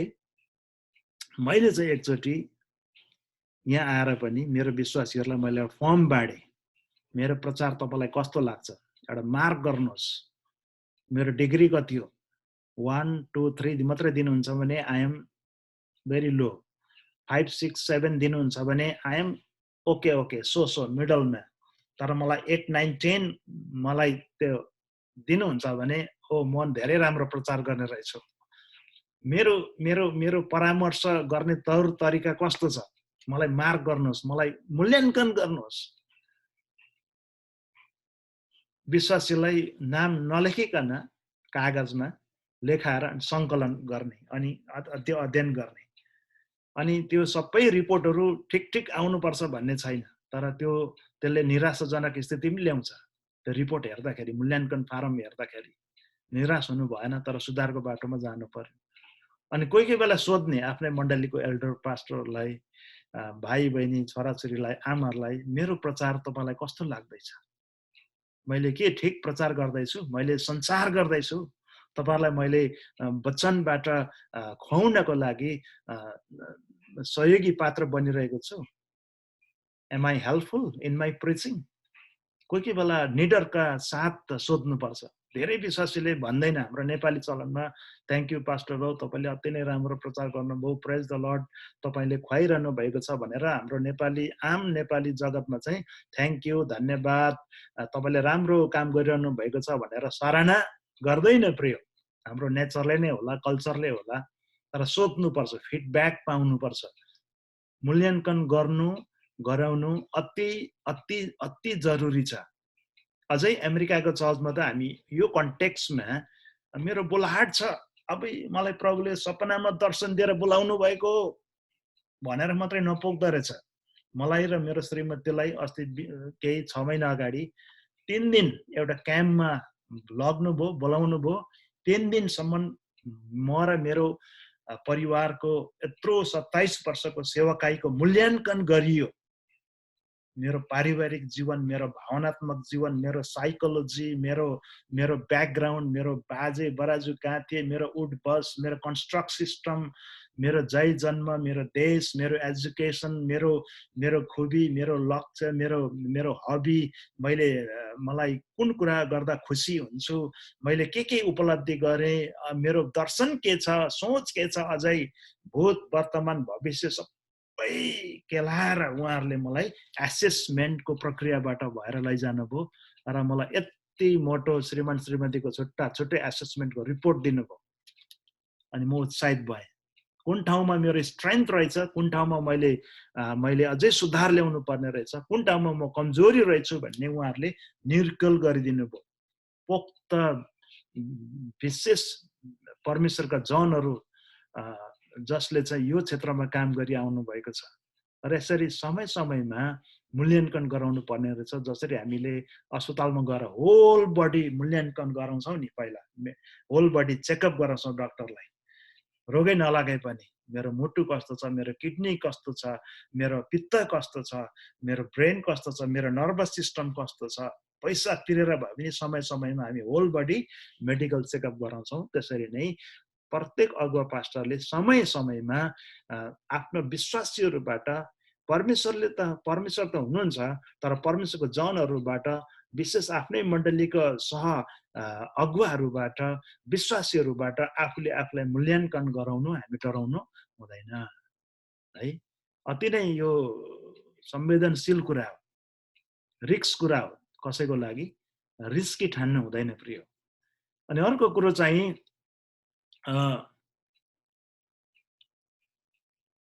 विगतका सेवकाई निहालेर समीक्षा गर्दै भविष्यको लागि पनि लक्ष्य निर्धारण गर्ने, गोल सेट गर्ने, यो सामान्य कुरा हो। तपाईहरु मलाई थाहा छ। पवित्र आत्माबाट अगुवाईको लागि प्रार्थना गर्ने, प्रेम र वास्तवमा अगुवाई गर्ने, प्रेम र वास्तवमा एकदमै अगुवाई गर्ने, जीवनको यथार्थमा जिउने। कतिचोटि मलाई यो भन्नु मन लाग्छ, हामी चाहिँ संसारमा छौं, शरीरमा छौं, हामी आत्मिकी प्राणी हौं, तर शारीरिक प्राणी पनि हौं। कोही बेला सुस्केरामा यथार्थको कुराहरू पनि गर्नुपर्छ मान्छेसँग। मान्छेहरू किन डराउँछ भन्दाखेरि अगुवा पास्टरसँग म एज्युम गर्छु है, पास्टरसँग भेट्यो कि खाली आत्मिकी मात्रै कुरा गर्नुहुन्छ, खाली आध्यात्मिक मात्रै कुरा गर्नुहुन्छ, खाली दर्शनयुक्त मात्रै कुरा गर्नुहुन्छ, डिप थियोलोजीको मात्रै कुरा गर्नुहुन्छ, अनि म चाहिँ त्यो लेभलमा पुग्दिन, मलाई एकदमै त्यो उहाँको कुराहरू सुन्दा मलाई आत्मग्लानि हुन्छ, म यस्तो कमजोर मान्छे भनेर मानिसहरू तर्किन्छन् हामीबाट। तर वास्तवमा कोही बेला हाम्रा मानिसहरूसँग यथार्थको धरातलमा रहेर कुराकानी गरौँ, रियालिटीको पनि कुरा गरौँ, वास्तविकताको कुरा गरौँ, अनि कोही बेला वास्तविकतामा पनि हामी जिउन सकौँ। हामी पास्टर्सहरू स्वर्गदूत होइनौँ, हामीलाई पनि कमी कमजोरीहरू हामीले पनि उनीहरूसँग व्यक्त गर्न सकौँ। त्यस्तो प्रकारको सञ्चार माध्यम बनाऊ, वातावरण सृजना गरौँ विश्वासीहरूसँग। कतिचोटि त पास्टरले मलाई एकदमै निराश भइरहेछ, आज प्रार्थना गरिदियो भने अबै पास्टर बा तपाईँलाई पनि निराश हुन्छ र, पास्टर बा तपाईँलाई पनि ज्वरो आउँछ र, तपाईँले चङ्गाइको लागि प्रार्थना गरिदिनुहुन्छ, तपाईँ त स्वर्गदूत जस्तै होइन र, तपाईँलाई पनि निराश हुन्छ र, तपाईँलाई पनि चिन्ता फिक्री हुन्छ र, तपाईँलाई पनि अपुग खाँचो घटी कमी हुन्छ र, तपाईँको पनि भावनामा चोट पुग्छ र भन्ने प्रकारको सवालहरू हामी आफैले हाम्रो कल्चरमा, सेवकाईको कल्चर भनेको चाहिँ हाम्रो सेवकाईको पद्धतिमा सृजना गरिदिएको हुनाले त्यो प्रश्न उठाउनु स्वाभाविक हो। तर हामी अगुवा पास्टरहरू समय समयमा यथार्थको धरातलमा उभिएर कुराकानी गरौँ। म पनि कमजोर छु, मेरो पनि घर परिवारमा खटपट छ, मेरा पनि छोराछोरीले टेर्दैनन्, लेट अस ग्रो टुगेदर। म पनि सङ्घर्षशील अवस्थामा छु, म पनि भयङ्कर स्पिरिचुअल जाइन्ट छुइनँ, म बिछिट्टै अर्कै प्लानेटबाट आएको स्पिरिचुअल एलियन होइन, म पनि I am with you guys, मेरो मण्डलीका दाजुभाइ दिदीबहिनीहरू, म पनि तपाईहरुसँगै छु। Let us grow together. यो सङ्घर्ष म पनि सँगै झेलिरहेको छु। Let us grow together, let us deal together, let us grapple together, let us grow together. भन्ने अवधारणा राखेर यथार्थमा राख्यौँ भने मण्डलीमा कहिले पनि विभाजन आउँदैन र तपाईलाई सायदै मण्डलीले चुकेको अवस्थामा पनि तुच्छ ठान्दैन, बुझिदिन्छ। तपाईको कमी कमजोरीहरुमा पनि धेरै प्रशस्त मात्रामा कन्सिडर गर्छ जस्तो चाहिँ मलाई लाग्छ। मैले एउटा किताब पढेको थिएँ, एउटा article in a sense, pastors is एभ्रीबडीज pastors but nobody's friend. Pastor चाहिँ सबैको पास्टर गुरुबा, तर कोही पनि पास्टर चाहिँ विश्वासीको कसैको पनि साथी होइन अरे क्या। तर वास्तवमा त्यो आर्टिकलमा के लेखेको थियो भने पास्टर मात्रै नबन्नुहोस्, विश्वासीको साथी पनि बन्नुहोस्। साथी साथीको हितैषी कुराहरू गर्ने वातावरण सृजना गर्नुहोस्। परैबाट 45 डिग्री झुकेर पास्टर गुरुबा भनेर टाढैबाट आदर मात्रै नगरोस् विश्वासीले। अर्काको तालुमा मात्रै हात जहिले पनि राखेर आशिष दिने पास्टर नबनौं। सिधा सिधी यथार्थमा उभिएर कुरा गरौं, उनीहरुको साथी बनौं। Pastor should be friend of each believer। यूहन्ना 15 को 14-15 मा प्रभु यीशु ख्रीष्टले त भन्नुभएको छ, म तिमीहरूलाई नोकर भन्दिन, दास भन्दिन, तिमीहरू मेरो मित्र हो। किनभने मित्रले एउटाले गरेको कुरा अर्कोलाई थाहा हुन्छ। मित्रतामा पारदर्शी हुन्छ, ट्रान्सपेरेन्सी हुन्छ। पास्टर र अगुवाको र विश्वासीको बीचमा ट्रान्सपेरेन्सी हुनु पर्यो। पास्टरको कति आम्दानी छ, पास्टरको घरमा के छ, कसो छ, दुःख कष्ट मर्म पीर मर्का फिक्री रोग बिमार कष्ट झै झगडाका इभन कुराहरू पनि, इभन कमजोरीका कुराहरू पनि पारदर्शी भयो भने त्यो सुल्झाउनको लागि धेरै गाह्रो पर्दैन। प्रिय, यथार्थमा हामीले जिउने कोसिस गरौं। अर्को कुरा, गोठालाहरू सुरक्षा दिनेहरू हुन्। भेडाहरूले आफ्नो आत्म सुरक्षा गर्न आफै सक्दैनन्। पास्टरले आत्मिक सुरक्षा, आत्मिक शिक्षामा सुरक्षा दिनु पर्दछ। प्रेरित 20 को 28 देखि 30 पद पढ्यौं भने आत्मिक सुरक्षा त हामीले दिनै पर्छ पहिलो नम्बरमा। तर अर्को सामाजिक सुरक्षाहरू पनि हामी गर्छौं हैन। सामाजिक सुरक्षाका कुराहरू पनि गर्छौं। यो भन्नुको मतलब चाहिँ अरु समाजमा, सामुदायिकमा, सामाजिक जीवनमा, सामुदायिक जीवनमा आइपर्ने, सोशल लाइफमा आइपर्ने त्यस्ता तत्त्वहरूको पनि हामीले एड्रेस गर्नुपर्छ, सम्बोधन गर्नुपर्ने हुन्छ। जस्तै उदाहरणको निम्ति विश्वासीको छोरीलाई, छोरालाई कुन स्ट्रिम लिएर पढाउनु पर्छ, कलेज कहाँ पढ्ने, त्यसको परामर्श, सुझाव सल्लाह पास्टरबाटै भरसक जान सकेको होस् है। आत्मिकी कुराको सुझाव सल्लाह मात्र होइन, सामाजिक सुरक्षा हैन, हेल्प गर्ने कुराहरू, नेभिगेट गर्ने कुराहरू। अहिले हामीले कोलम्बसमा एउटा ब्रेभ भन्ने एउटा प्रोजेक्ट ल्याएका छौं। त्यो प्रोजेक्टले चाहिँ हामी अन्य जाति विश्वासी, यहाँ मात्र होइन, टेनेसी, न्युयोर्क, सबै अरू स्टेट्सलाई पनि एउटा नमुनाको रूपमा हाम्रो भुटानिज नेपाली समुदायहरूमा कोभिड-19 को प्रकोपमा कसरी नर्सेस डक्टर्सहरुसँग नेभिगेट गर्ने, हामी सबै 25 वटा चर्चले सपोर्ट गरेका छौं, ब्याक सपोर्ट गरेका छौं। अनि मेरो एकजना लिडर फ्रन्ट लाइनमा यसमा काम गर्नुहुन्छ। हाम्रो मण्डलीको भाइहरू बहिनीहरू यसमा भोलिन्टियर्सहरू खटेका छन्। सामाजिक सुरक्षा, सामाजिक दायित्व पनि हामीले निर्वाह गर्नुपर्छ। किनभने हामी नुन र ज्योति हौं, ढाडामा बसालिएका सहर हौं, सामदानमाथि राखिएको बत्ती हौं। मण्डलीका सदस्यहरू, पास्टर अगुवाहरू, गोठालाहरू सुरक्षा दिनेहरू हुन् नै, तर पनि अझै गोठालाहरू चेला निर्माण गरी जिम्मा दिनेहरू पनि हुन्। हामी चेला निर्माण गर्छौं र जिम्मा दिनेहरू पनि हौं। डिसाइपलशिप प्रोसेसमा हामी लान्छौं, लैजान्छौं, र डेलिगेसनको काममा पनि हामी चुक्नु हुँदैन। समय पुगिसकेपछि हामीले डेलिगेट गर्नुपर्ने हुन्छ।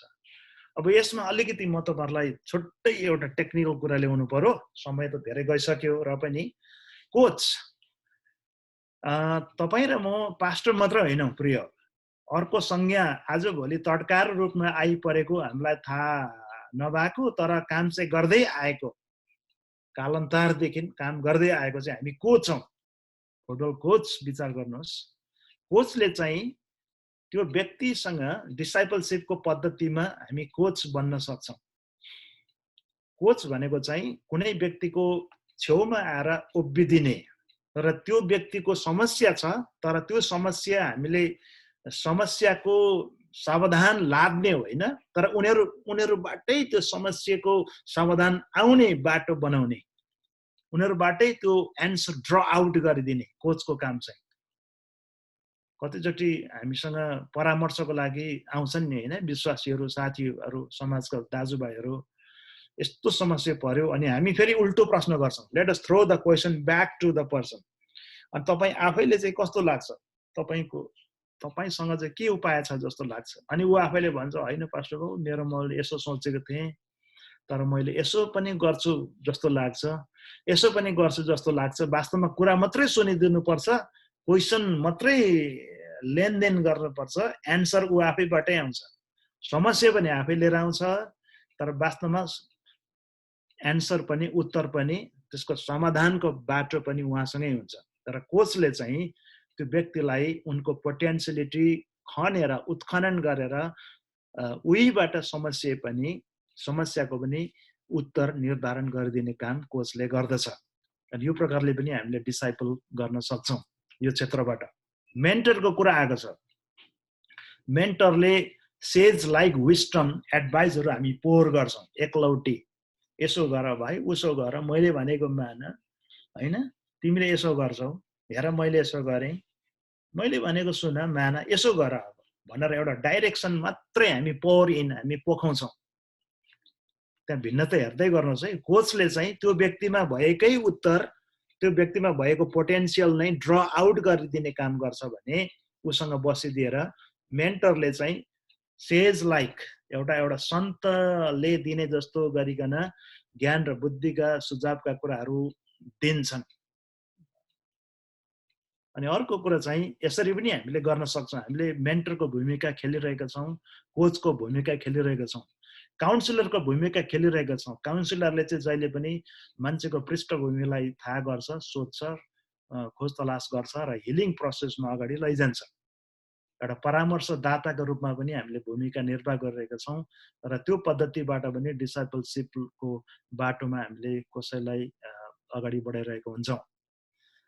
अर्को कुरो स्पोन्सर बन्न सक्छौँ। स्पोन्सर भनेको चाहिँ खालि आफ्नो गोजीबाट फुत्त निकालेर पैसा दिने होइन रहेछ है।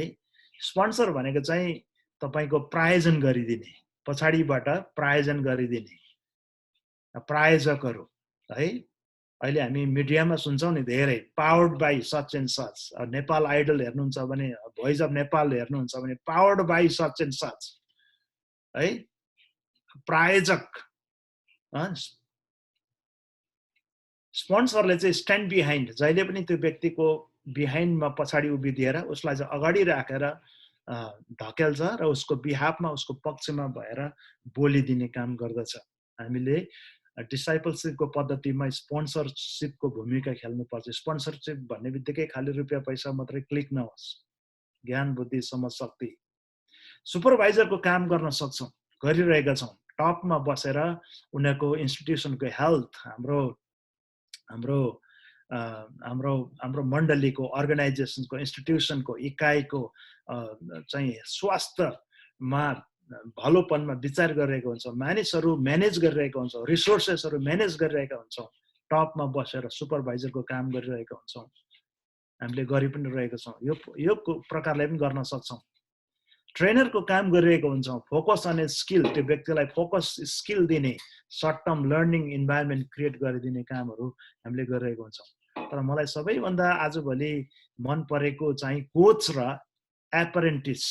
डिसाइपलसिपमा एउटा एप्रेन्टिस भन्ने एउटा प्रथा छ, जो चाहिँ आफूसँगै त्यो भाइलाई, त्यो बहिनीलाई हिँडाएर सिकाउने, प्र्याक्टिकल एक्सपिरियन्सबाट काम गर्दै, ट्रेडमा होस्। आज संसारले पनि यो कुराहरू सबै अवलम्बन गरेका छन्। प्रिय, हामीले मण्डलीमा मात्र होइन, संसारका अर्गनाइजेसन्सहरूले पनि यो प्रथा, यो स्ट्राटेजी अवलम्बन गरेको छ। एप्रेन्टिस सँगै सिकाउने, आर्ट, कलिङ होइन। हामी इन्टर्नसिप भन्छौँ नि, इन्टर्नसिपले उसले अब त्यो क्लासरुम सेटअपमा पढेर मात्रै भएन, ल्याबोरेटरीमा एउटा डाक्टरले, नर्सले काम गरेर मात्रै भएन। इन्टर्नसिप उसले गर्नुपर्छ। अस्पतालमा साँच्चै गएर उसले 6 महिना खट्नुपर्छ, काम गर्नुपर्छ, देखाउनुपर्छ। अरू सिनियर नर्स, डक्टरसँग उसले काम गरेको हुनु पर्यो। नेपालतिर हेऱ्यौँ भने हामी सानो एउटा खलासी केटो हैन, खलासी केटोको काम चाहिँ जहिले पनि त्यो ओठ राख्ने मात्रै हुन्छ, मुढा बोकेर गाडीलाई रोक्ने मात्रै हुन्छ चक्कामा हैन, ट्रकको या बसको, सानो एउटा फुच्चे केटाको।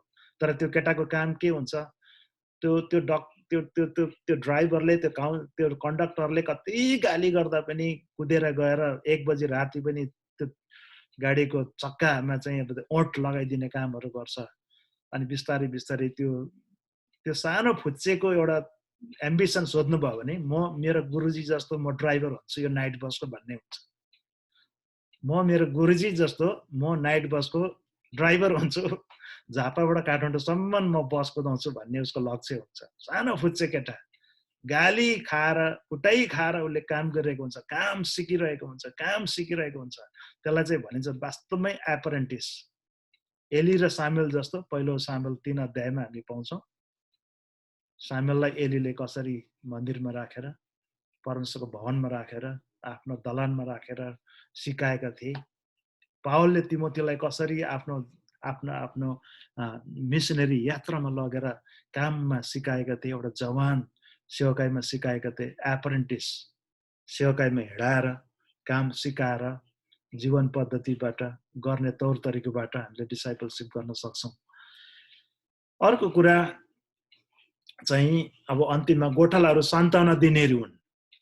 वास्तवमै हामी चाहिँ सान्त्वनाका खानीहरू हौँ। अयुब 29 अध्यायबाट मैले ल्याउने विचार गरेको थिएँ। एउटा लिडरको लाइफमा जम्मै सिङ्गो अध्याय चाहिँ अयुब 29 एकदमै राम्रो छ। अयुब चाहिँ परामर्शदाता थिए, ऊ चाहिँ समाजसेवी थिए। तर म तपाईँहरूको माझमा एफिसीको पत्रबाट पढ्दैछु। एफिसीको पत्र 6 अध्यायको 10 पदबाट अगाडि हामीले सुनिरहेको, बुझिरहेको, देखिरहेको खण्ड हो, वचन हो। एफिसी 6 को 10 पदबाट अगाडि, अब अन्त्यमा प्रभुमा र उहाँका शक्तिको सामर्थ्यमा बलवान हौ, दियाबलसका युक्तिहरूको विरुद्धमा खडा हुन सक्नलाई परमेश्वरको सारा हात हतियार धारण गर, किनकि हामीहरूको युद्ध शरीर र रगतको विरुद्ध होइन, तर प्रधानताहरूको विरुद्ध, शक्तिहरूको विरुद्ध, वर्तमान अन्धकारका संसारिक शासकहरूको विरुद्ध र स्वर्गीय स्थानहरूमा भएका दुष्टैका आत्मिक सेनाहरूका विरुद्ध हो। यसै कारण परमेश्वरको सारा हात हतियार उठाऊ र यसरी खराब दिनको सामना गर्न सक र सबै काम गरेर खडा हुन सक्ने हौ। 14 पद, यसै कारण आफ्ना कम्मर सत्यताले कसेर धार्मिकताको छाती पाता लाएर खडा हौ र खुट्टामा मेलमिलापको सुसमाचारको जुत्ता लाएर तयार हौ। साथै विश्वासको ढाल उठाऊ, जसबाट तिमीहरू दुष्टका सबै अग्नि बाण निभाउन सक्नेछौ। मुक्तिको टोप लगाऊ र पवित्र आत्माको तरवार ल्याऊ, जो चाहिँ परमेश्वरको वचन हो। सारा प्रार्थना र निवेदन साथ सब समय पवित्र आत्मामा प्रार्थना गर। यस उद्देश्यले लगनशील र सतर्क भएर सबै सन्तहरूको निम्ति प्रार्थना गरिरहो। आमेन। यहाँ एउटा आत्मिकी सेनाको परिकल्पना गरौँ हृदयमा, मनमा। एउटा मानिस जसले चाहिँ आत्मिकी हात हतियारले सुसज्जित छन्, आत्मिकी सशस्त्रले सुसज्जित छन्। अनि यो सशस्त्र चाहिँ यो सेनाको 1 नम्बरमा 14 पद अनुसार चाहिँ सत्यको पेटीले उसको कम्मर कस्दछ। एउटा पेटी पनि तपाईको हामीले लाउने पेटी पनि एउटा सशस्त्रमा पर्दो रहेछ, हतियारमा पर्दो रहेछ। खालि कन्दिनी फुस्केला र पेन्ट फुस्केला भनेर अड्काउनुको लागि मात्र होइन रहेछ पेटी, अथवा तपाईको चाहिँ पटुकी। पहाडमा धेरै धेरै भरियाहरूले किन पटुके कस्छ भन्दाखेरि कुनै कन्दनी झर्छ भनेर होइन।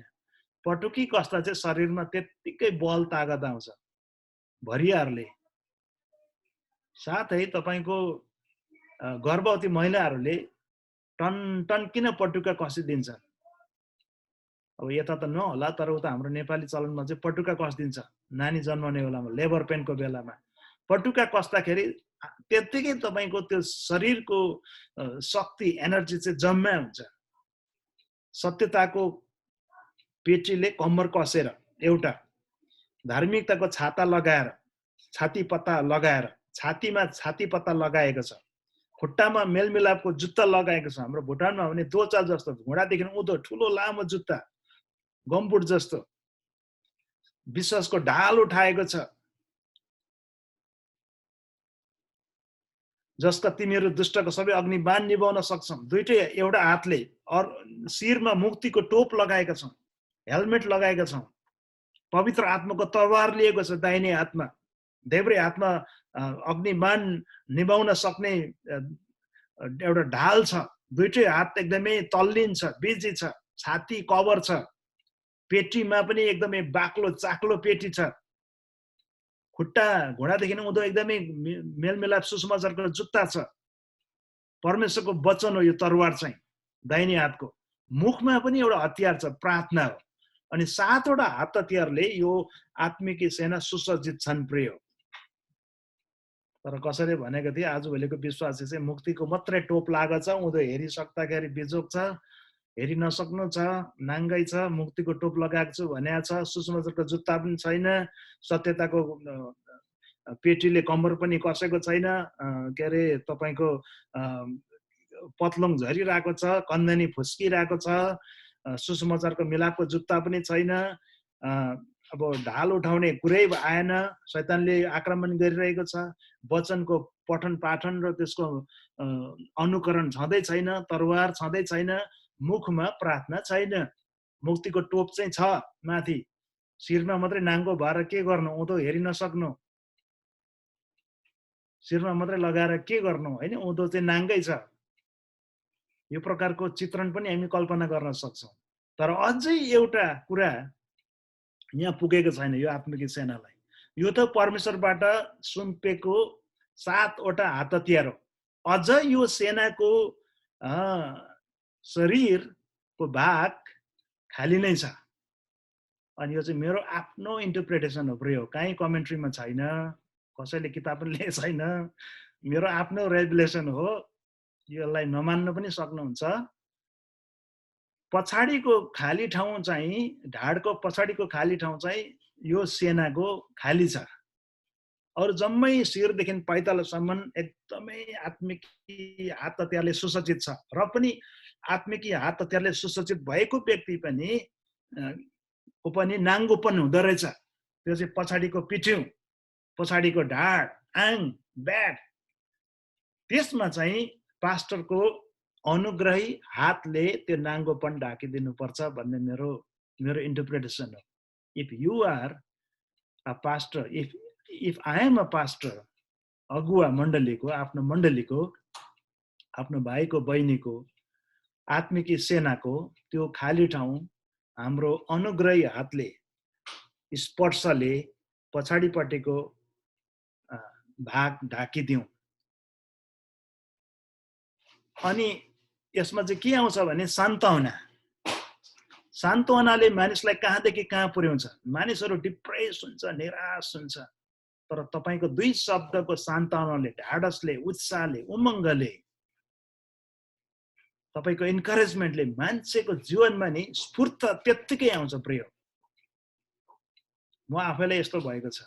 डेनिस कार्थक भने एकदमै सिनियर दाजु हुनुहुन्थ्यो धरानमा, उहाँ कालिम्पोङको हो, क्याम्पस स्टेसनमा काम गर्नुहुन्थ्यो। म धेरै प्रचार गर्नु, अहिले पनि हुनुहुन्छ, धेरै व्यक्तिगत प्रचार गर्नुहुन्थ्यो उहाँले। तर उहाँको चाहिँ परामर्श, अरूलाई सुझाव सल्लाह दिनु र उत्साह गर्नु चाहिँ धेरै उहाँको उ थियो। म आन्दोलनबाट आएर त्यहाँ धरानमा थन्किएको बेला प्रभुलाई पहिलोचोटि 16 तारिक अप्रिल 1993 मा पाएँ प्रभुलाई। म डिप्रेसनमा गइसकेको मान्छे, मेरो भविष्य लुटिएको थियो, देश गुमेको थियो, एक्लो जीवन बिताइरहेको थिएँ तन्नेरी अवस्थामा। तर उहाँले मलाई सान्त्वना दिनुभयो, सान्त्वनाको ढाप मार्नुहुन्थ्यो। उहाँको ढाड सान्त्वना उत्साहको कारणले मैले सेवकाईमा आउने मौका पाएँ। एकजनाको सान्त्वनाले मानिसको जीवन कहाँदेखि कहाँ पुग्छ। सान्त्वनाले मानिसलाई कहाँदेखि कहाँ पुर्याउँछ। अनि यो सान्त्वना दिने, कम्फोर्ट दिने माध्यम चाहिँ अहिले पास्टर अगुवाहरू नै हो प्रिय। त्यसकारण प्रभुले हामीलाई आशिष गर्नुभएको होस्। यति नै छ आज मेरो यो प्रेजेन्टेसन तपाईहरुले केही प्रश्नहरु छ भने मेरोमा एकदमै आज माफ गर्नुहोस् समय छैन, म दौडेर जानुपर्छ। यस्तो तपाईहरुको खरो प्रश्नहरु आउँछ, दरो म लिन सक्दिनँ। पास्टर मनोजलाई तपाईहरुले सोध्नु सक्नुहुन्छ, अथवा हामी आफै पनि सक्षम छौं। अघि भने जस्तो हामी आफैबाट नै ड्र आउट गर्ने शक्ति सामर्थ्य छ, प्रभुले त्यो दिनु भएको छ। लेट अस पन्डर यो कुरामा हैन। तर सानो केही फिडब्याक मात्रै तपाईहरुबाट सुन्छु। मैले सके कस्तो लाग्यो एउटा कमेन्ट मेरो इच्छाको लागि। एकदमै हजुरको समय चाहिँ मलाई अघिदेखि आत्तिरहेको छ। म तपाई लेट हजुर भनेर नि म अब कुदेर जान्छु। मैले पास्टर मनोजले पनि कुदिरहेको थिएँ, यो पास्टरबाले म इन्टरप्ट गरौँ क्या, उहाँले चाहिँ नसक्नु भयो, फेरि चाहिँ ढिलो हुनु चला उता भनेर नि। ठिकै छ, मैले सेक्रिफाइस गरे। क्वेशन छ, हामीसँग थुप्रै क्वेशनहरु छ, त्यसैले हामी चाहिँ हजुरको अर्को क्लासको लागि क्वेशन हामी पछाडि लानेछौँ। अहिले आज हामीले हजुरले डिस्टर्ब गर्दैनौँ। त्यसैले चाहिँ सबैजनासँग क्वेशन भएको क्वेशन रेडी पार्नुहोस्। हाम्रो पासबाट अर्को क्लासमा चाहिँ हामी यो क्वेशनबाटै सुरु गर्नेछौँ। त्यसैले अब चाहिँ हामी प्रार्थना गरौँ। बरु उहाँलाई छुट्नुभन्दा अगाडि प्रार्थना गरेर प्रार्थना गरिदिनुहोस्। अहिले म एउटा सानो होइन ठुलो एउटा मृत्यु सेवामा बोल्न जाँदैछु। 75 वर्षको बुबा जो कोभिड-19 को कारणले बित्नु भयो। उहाँको फ्युनरल सर्भिसमा हतार गएर मैले वचन बोल्नु दिनु छ। सानो सन्तानको सेवा। हामी 25 वटा मण्डली छौँ कोलम्बस ओहायोमा।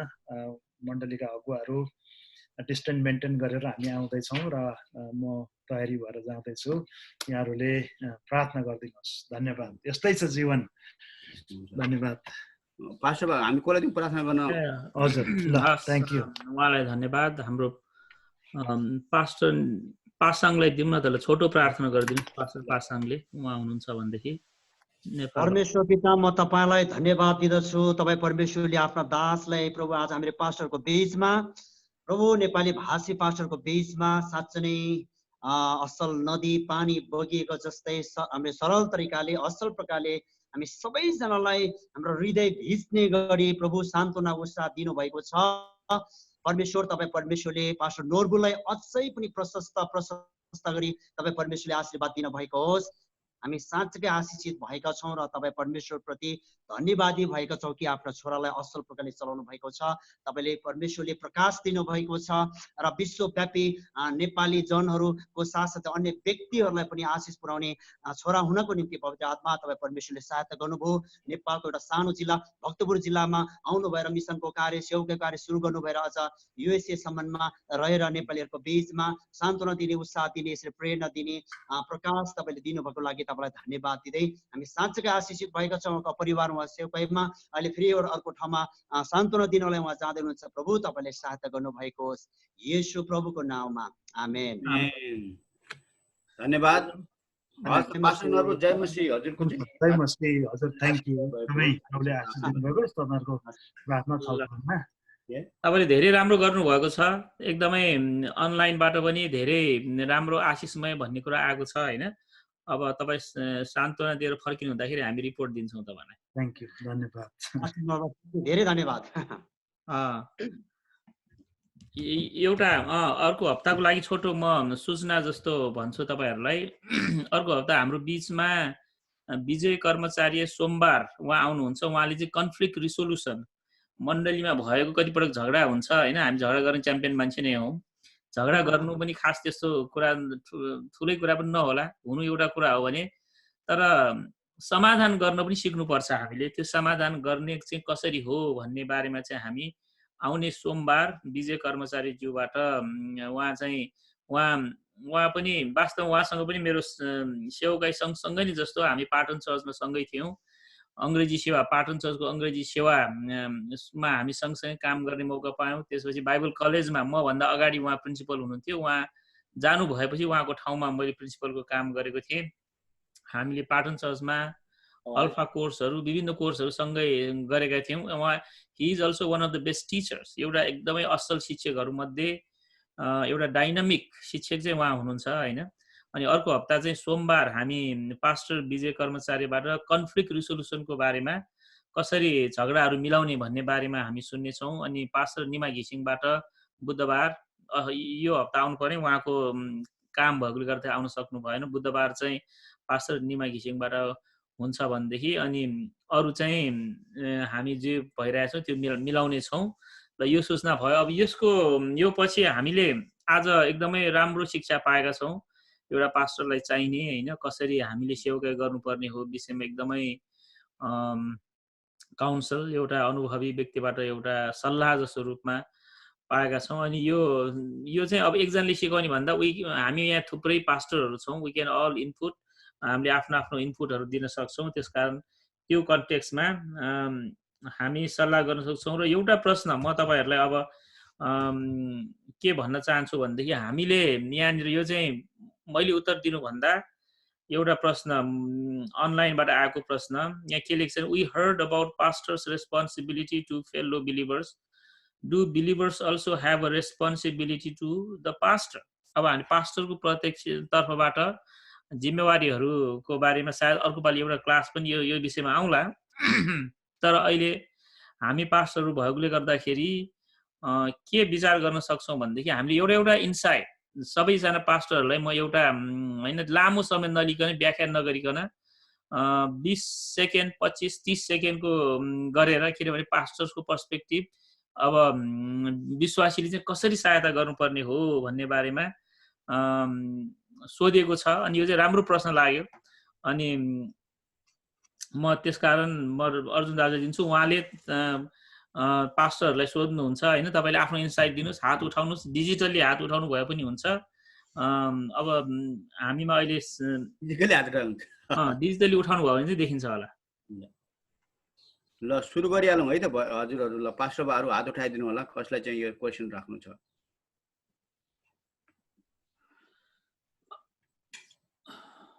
कोही कसैले उठाउनु भएन हात, के अरे ल त्यसमा जानुभन्दा अगाडि नभए ल रिभ्यू क्वेसन जाउँ।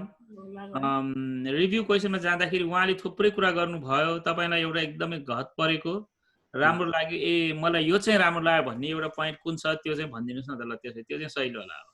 ल हाम्रो पास्टर यमज्यूले हात उठाउनु भयो, उहाँले बोल्नुहुन्छ। सबैलाई जय मसी। जय मसी। म उद्घाटन गरिदिनु पर्यो। मैले भर्खरै पनि फेसबुकमा पोस्ट गरेको छु, तपाईँहरूले कतिजनालाई ट्याग पनि गरिदिएको छु। म पास्टर नर्बुले के भन्नुभयो भनेर। यहाँ चाहिँ उहाँले के भन्नुभयो भने एउटा महत्त्वपूर्ण कुरा, जहाँनेरि आज मण्डलीहरू फुटिरहेको छ, जहाँनेरि मण्डलीमा विभाजन शिक्षाको राम्रो विश्वासीहरूले लिन सकिरहेको छैन, यहाँ के भन्नुभयो भने instead of wasting our time labeling other as sheep stealer, let's start growing sufficient grass to feed our flocks in our own pastures. यो चाहिँ बहुत महत्त्वपूर्ण कुरा हुन त सबै असल कुराहरू भनिदिनु भएको छ। यो चाहिँ धेरै महत्त्वपूर्ण कुरा जस्तो लागेको छ, किनभने आज हामी आफै चाहिँ वचनले भरिनु र शिक्षा लिने इच्छा गर्नु र आफू पहिला भरिएर पोखिनु पक्कै पनि जरुरी छ जस्तो मलाई लाग्छ। र आज उहाँले दिनुभएको शिक्षामा चाहिँ धेरै कुराहरू दिनुभयो, सबै महत्त्वपूर्णै थियो। तर मलाई लागेको चाहिँ वान अफ द बेस्ट आज दिनुभएको चाहिँ यो हो। कतिवटा ठाउँमा चाहिँ यसको कारणले पनि खडेरी आइरहेको छ, हो, विभाजन भइरहेको छ, मिसअन्डरस्ट्यान्डिङहरू भइरहेको छ। र मैले पाएको चाहिँ उहाँले भन्नुभएको यो आफ्नो बगालको हेरचाह पहिला गर्नुपर्छ, त्यहाँदेखि अरू कामहरू अरू गर्नुपर्छ भनेको होला सायद। मेरो चाहिँ विचार यति नै हो। धन्यवाद। धन्यवाद, एकदमै राम्रो कुरा।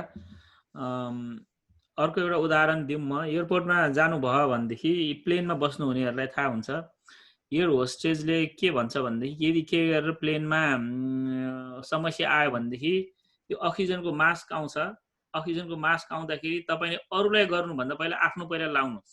अरूलाई सहायता गर्नुभन्दा अगाडि पहिला यो मेक स्योर यु सर्भाइभ, होइन। त्यसपछि तपाईँले धेरैलाई सहायता गर्न सक्नुहुन्छ। अनि यो आइडिया पास्टर यमज्यूले पनि गर्नुभयो, त्यो वास्तवमा एकदमै सत्य कुरा हो। हामी पहिला राम्रोसँग आफै उभिन सक्यौँ भनेदेखि अरूलाई सहायता गर्न सक्छौँ। र अरूलाई सहायता गर्दा गर्दै हामी चाहिँ आफ्नै खुट्टा राम्रोसँग उभिन सकेको छैन भनेदेखि अरूलाई सहायता गर्न गाह्रो हुन्छ। ल धेरै राम्रो पोइन्ट। अरू कसैले बाँड्न चाहनुहुन्छ? नभए हाम्रो पास्टरज्यूले नै हात उठाउनु भयो। ल यहाँहरू सबैलाई जय मसी। जय मसी। उहाँको सुरुदेखि अन्तिमसम्म मैले एकदमै अझै 1 घन्टासम्म जाँदा पनि के फरक नफाल्ने खालको महसुस गरिरहेको थिएँ। एकदम बगिराखेको थियो। बिचमा एकचोटि त मेरो आँखाबाट आँसु पनि रसिराखेको थियो पारिवारिक कुराहरू गर्दाखेरि। अनि एकदमै पास्टरलाई नभई नहुने कुरा गर्नुभयो। एउटा कुरा मेरो लागि उहाँबाट आएको एकदमै नयाँ कुरा चाहिँ के भनेदेखि पास्टरले आफ्नो विश्वासीहरूलाई पनि म पास्टर हो भनेदेखि मेरो विश्वासी कसरी हेरिरहेको छ त, के म ठिक छु त, तपाईँहरूको लागि भेडा के अरे गोठालो हुने योग्यको छु त, सही तरिकाले मैले घाँस खुवाउन पानी खुवाउन सकिरहेको छ त भन्ने खालको मूल्याङ्कन गर्न उहाँले जसरी दिनुभयो भन्ने कुरा चाहिँ एकदमै छोयो। र यो चाहिँ मैले नगरेको, सायद हामी धेरै पास्टरले गर्दैन थियो होला, उहाँले त्यो गरेको कुरा। र मैले उहाँले त्यसो भन्दै गर्दाखेरि चाहिँ हामीले विश्वासीलाई शनिबारको सेवाले मात्र नहुँदछ, हामीले अब एकदमै हाम्रो सेवाको मूल्याङ्कन पनि गर्न लाउनु पर्ने रहेछ। अनि उहाँले भन्दै गर्दा चाहिँ मैले के निर्णय गरेको छु भने यो वर्ष त कोरोनाको कारणले गर्दा सबै घर घरमै सङ्गति भइराखेको छ। लगभग अब यो वर्ष 5-6 महिना यसरी नै बितिन्छ होला। अर्को साल चाहिँ यो सेवा गरेको सङ्गति गरेको 5-6 महिना पछि चाहिँ म मेरो विश्वासीलाई त्यो म गरेरै छाड्छु भन्ने मैले निर्णय लिएँ। ल धेरै धन्यवाद पास्टर पासाङज्यू। उहाँले चाहिँ सुन्नु मात्र होइन प्रयोग पनि गर्नुभयो होइन। उहाँ मात्र होइन हामी सबैले पनि त्यो विचार गरौँ, त्यसले चाहिँ हामीलाई घाटा होइन नाफा पार्छ। ल धन्यवाद। अरू कसैले केही बाँड्नुहुन्छ?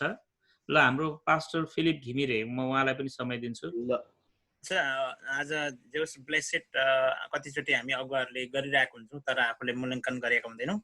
र अर्को कुरा कतिचोटि हामी विश्वासीबाट हामी जहिले सेवा एटेन्ड मात्रै खोज्छौँ होइन, कतिचोटि अब आइदिउन् मात्रै भन्छौँ।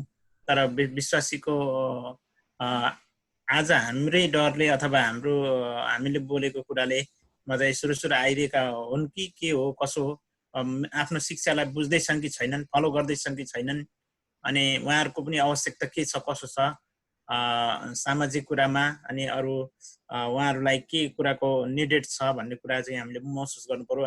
अनि चाहिँ जसरी पावलले चाहिँ तिमोथीलाई आदेश गरेको कुराहरू चाहिँ विश्वासीले फलो गर्ने रहेछन्। जसरी यहाँनिर दोस्रो तिमोथी 3:10-11 यसरी भनेको छ, अब म तिमीले मेरो शिक्षा, मेरो चरित्र, मेरो जीवनको लक्ष्य, मेरो विश्वास, मेरा धैर्य र मेरो प्रेम, मेरो स्थिरता देखेका छौ, र मेरो सतावटहरू र मेरा कष्टहरू एन्टियोखियामा,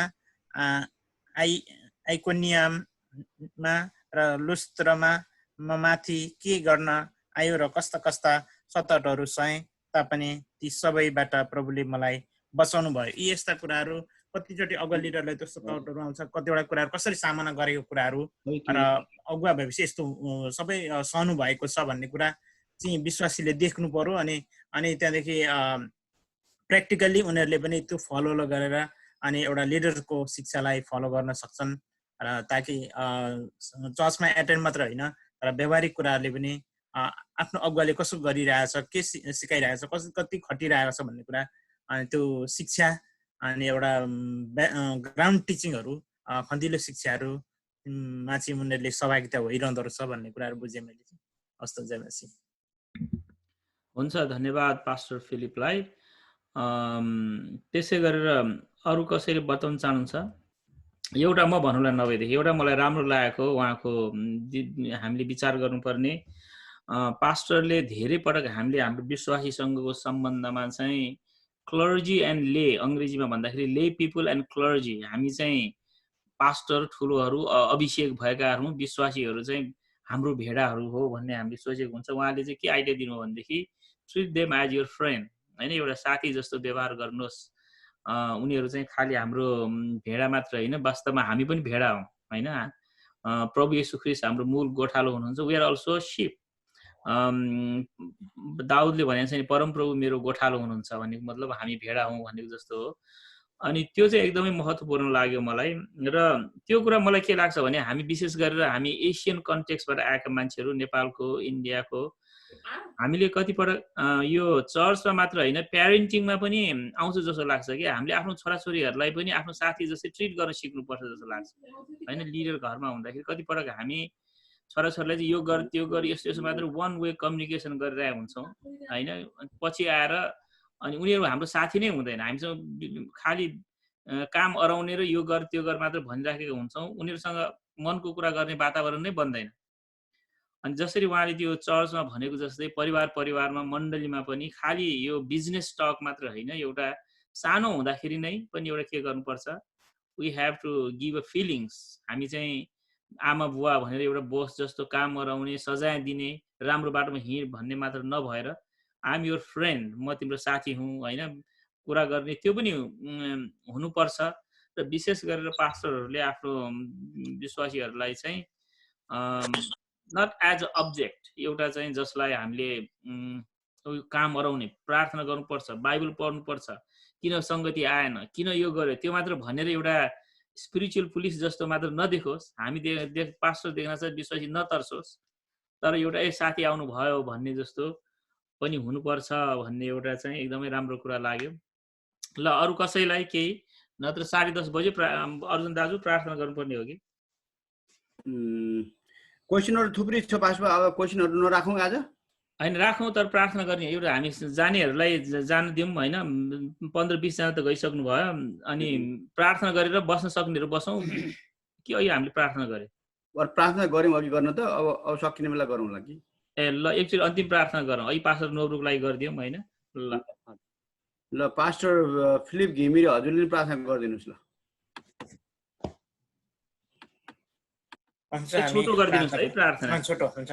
प्रभु धन्यवाद छ आजको साँच्चै नै जुन अति नै महत्त्वपूर्ण खदिलो शिक्षा हामी पास्टर अगुवालाई दिनुभयो, पास्टर नर्बुज्यूले, जुन उहाँको अनुभव अनि उहाँको सेवकाईमा जसरी त्यो एप्लाई प्र्याक्टिकल्ली गर्नुभएको थियो, त्यो अभ्यास गर्नुभएको थियो। अनि मण्डलीप्रतिको सम्बन्ध एउटा फ्रेन्डली सम्बन्ध हुनुपर्छ, मण्डलीको कुराहरू आवश्यकता कुराहरूलाई बुझ्नुपर्छ, सामाजिक कुराहरूलाई पनि स्थापना गर्नुपर्छ, मण्डलीको अगुवा भएपछि एउटा प्यारलली जानुपर्छ भन्ने कुराहरू आज तपाईँ परमेश्वरको दासबाट हामीले सुन्यौँ प्रभु। अब यो वचन बोल्ने प्रभुका सेवकलाई तपाईँ परमेश्वरले योभन्दा महान रूपमा आज सारा मानिसहरू हामी जस्तै अगुवाहरू धेरै तिर्खाइरहेका छन्, हामी जस्तै अगुवाहरू रित्तिरहेको होला प्रभु। यस्तो कुराहरूद्वारा प्रभु आशिष हुन सकेको प्रभु। अनि आज तपाईँ परमेश्वरले जुन प्रभुको सेवकलाई जुन ठाउँमा अहिले सान्त्वना सेवामा त्यहाँ फिनरल सर्भिसमा जानुभएको छ प्रभु, तपाईँ परमेश्वर आशिष गर्नु, त्यो ठाउँमा पनि आज तपाईँ परमेश्वरले ढाडसका कुराहरू सान्त्वना कुराहरू बोल्नमा सहायता गर्नुहोस्। अनि हामी सबैलाई तपाईँ परमेश्वरले आज आशिष गर्नुहोस् भन्दै आशिष गर्न चाहन्छु जिउँदै यस क्रिस्टको जुन पवित्र नाममा आमेन। ल सबैजनालाई जय मसीह। तपाईँहरू कतिजनाको हतार छ, काम छ भनेदेखि हामी छुट्नेछौँ र सोमबार भेट्नेछौँ। अनि फुर्सद हुनेहरू हामी यहाँ एकछिन ह्याङ अराउन्ड गर्न सक्छौँ। ल क्वेसन छ यहाँ एउटा, पास्टर र विश्वासीको सम्बन्धको बारेमा हामीले सुन्यौँ।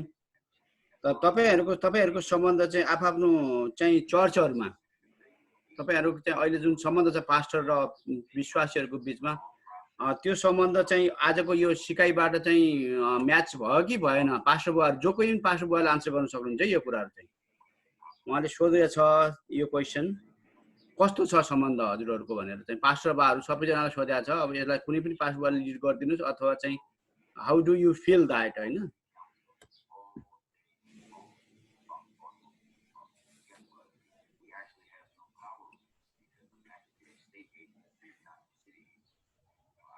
सबै क्राइटेरिया त हामीले अघि बोलेको वचनमा हामी सबै क्राइटेरियामा त हामी त सबै सम्बन्धमा त हामी पक्कै पनि छैनौँ, किनभने हामी एउटा न एउटा कुरामा चुकिरहेका छौँ र हामी प्रयास गर्दैछौँ अघि भनेको वचनले जुन हामीलाई चुनौती दिएको छ नि त्यो कुरालाई हामी आउँदा दिनहरूमा फुलफिल गर्नेछौँ। धन्यवाद। अरू कुनै पास्टरहरू आनन्द गर्न चाहनुहुन्छ यसमा? हजुरहरू के भनेदेखि चाहिँ झस्याङ्ग भाषा भयो कि भएन कुनै पास्टर बालाहरूलाई भन्ने कुरा हो कि खास यो हुन्छ नि, एउटा झस्याङ्ग भयो हो आज चाहिँ निन्द्रा खुले जस्तो हुन्छ नि कति बेलामा, त्यस्तो फिल गर्नु भएको छ कसैले अथवा चाहिँ इन्साइट पाउनु भयो हजुरहरूले भन्ने कुरा हो कि क्वेसन चाहिँ? अब सुतिराख्नु नै भएको छ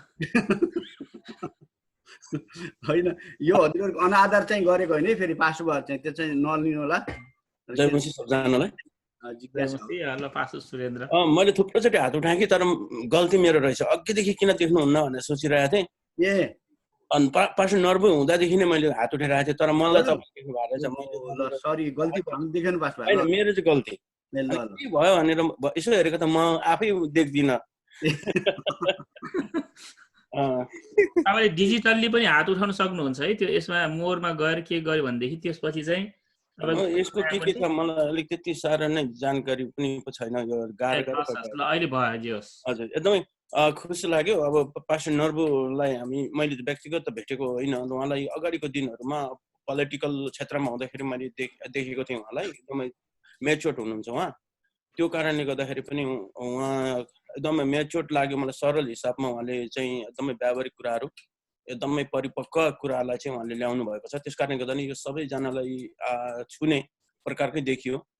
र सेवाकाईको अब दौडान भनेको कस्तो हुन्छ भन्दाखेरि अब मेरो बुझाइ, मेरो अनुभव मात्रै म भन्छु, अरू सबलाई लागु हुन्छ भन्ने कुरा होइन। हाम्रो प्रभुसँगको सम्बन्ध गर्नुभन्दाको अगाडिको मोटिभ के छ र प्रभुसँग सम्बन्ध भएपछि त्यसलाई कसरी परिमार्जित गर्दै आइएको छ र सेवाकाईको दौडानमा सेवाकाईले कसरी चिनेको छौँ भन्ने कुरा सबभन्दा महत्त्वपूर्ण रहन्छ।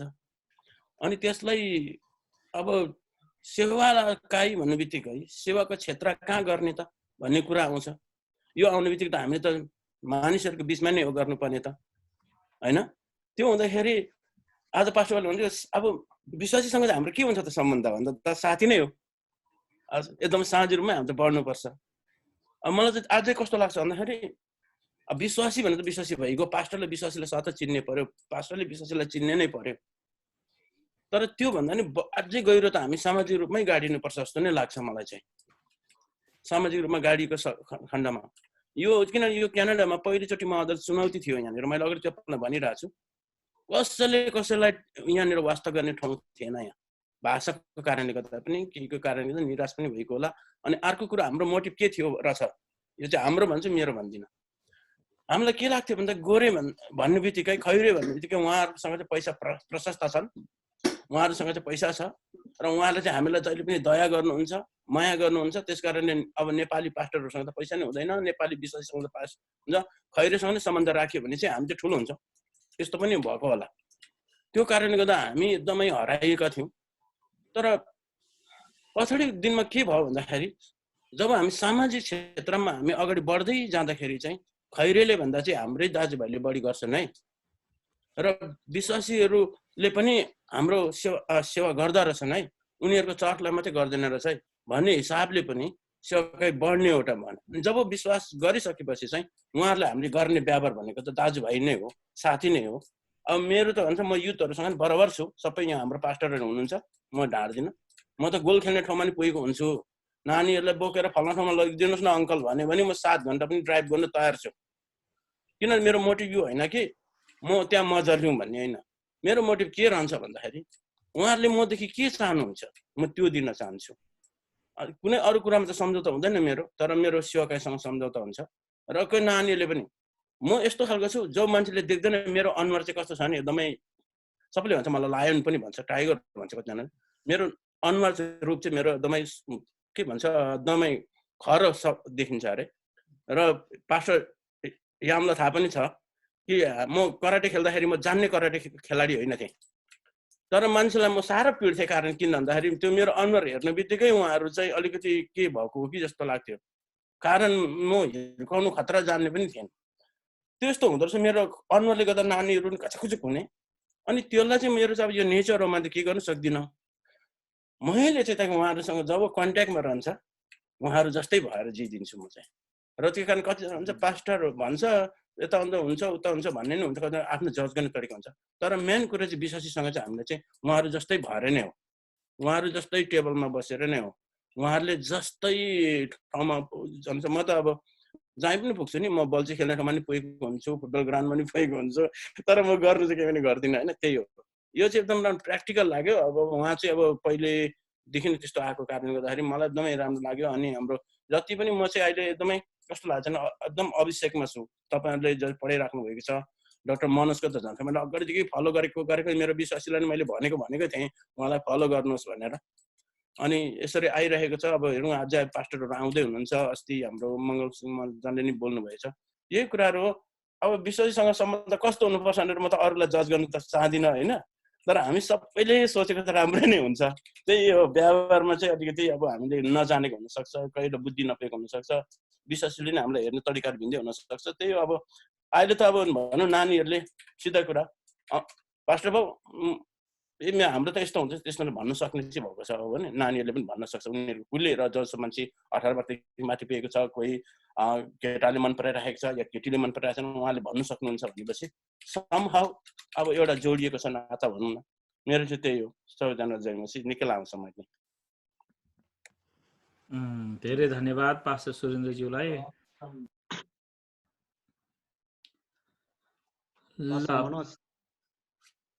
अरू कोही हुनुहुन्छ? हाम्रो दाजु के अरे सरी जित दाजु। हजुर सबैलाई जय मसीह। जय मसीह। म चाहिँ एउटा बाइबल हामीले अध्ययन गर्दै गयो भने लिडरसिपमा हामीले लिडर गरेको अगुवा गरेको चाहिँ नि देखिन्छ र तयार गरेको पनि देखिन्छ।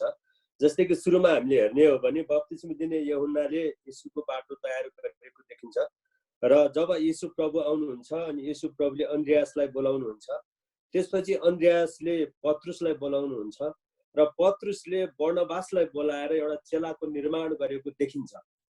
तर बर्नबास पनि एउटा अगुवा हुन्, तर कति कुराहरू हामीले बर्नबासबाट पनि सुन्न पाएको छैन, आउने दिनमा हामीले सुनौला। तर बर्नबासको पनि अगुवाको काम चाहिँ नि त्यहाँ देखिन्छ होला। पास्टर बुवाले अलिकति भनिदिनुहुन्छ होला त्यसमा। र अर्को एउटा कुरा चाहिँ नि प्रेरितहरूको चाहिँ नि हजुरको प्रेरितहरूसँग अगुवाको सम्बन्ध चाहिँ नि उस्तै हो कि मतलब उस्तै काम हो कि? जस्तै कि प्रेरितहरूले शिक्षा दिने काम गर्थे, संगति उनीहरूको थियो एक साझा, प्रभु भोज साझा थियो, आराधना प्रशंसा थियो भनेपछि एउटा अगुवा पनि त्यसरी नै गर्नुपर्छ। तर प्रेरित भनेको अगुवा हो कि अगुवा भनेको प्रेरित हो? यसरी अलिकति बुझाइदिनुहोस् न पास्टर बा।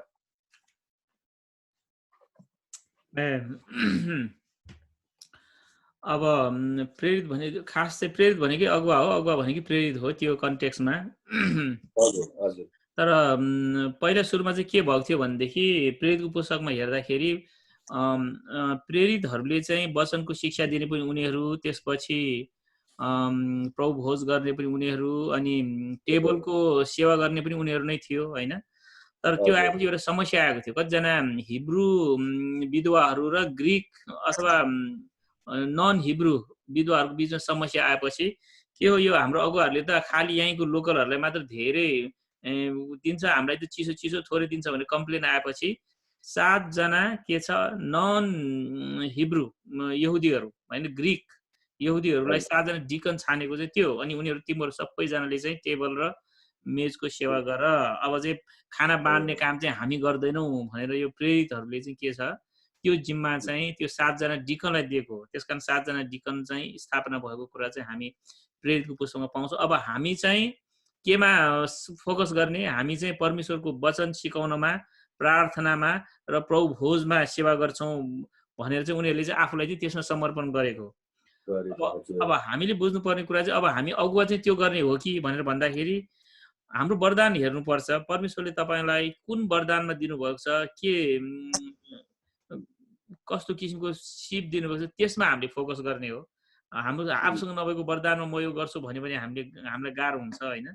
सबैजना बाइबलमा के लेखेको छ, के सबैजना प्रेरित हो र, के सबैजना शिक्षक हो र, के सबैजनाले अन्य भाषा बोल्छ र भनेर बाइबलमा चाहिँ के छ सोधेको छ। त्यसको मतलब छैन, कुनै पनि वरदान सबैलाई दिएको छैन।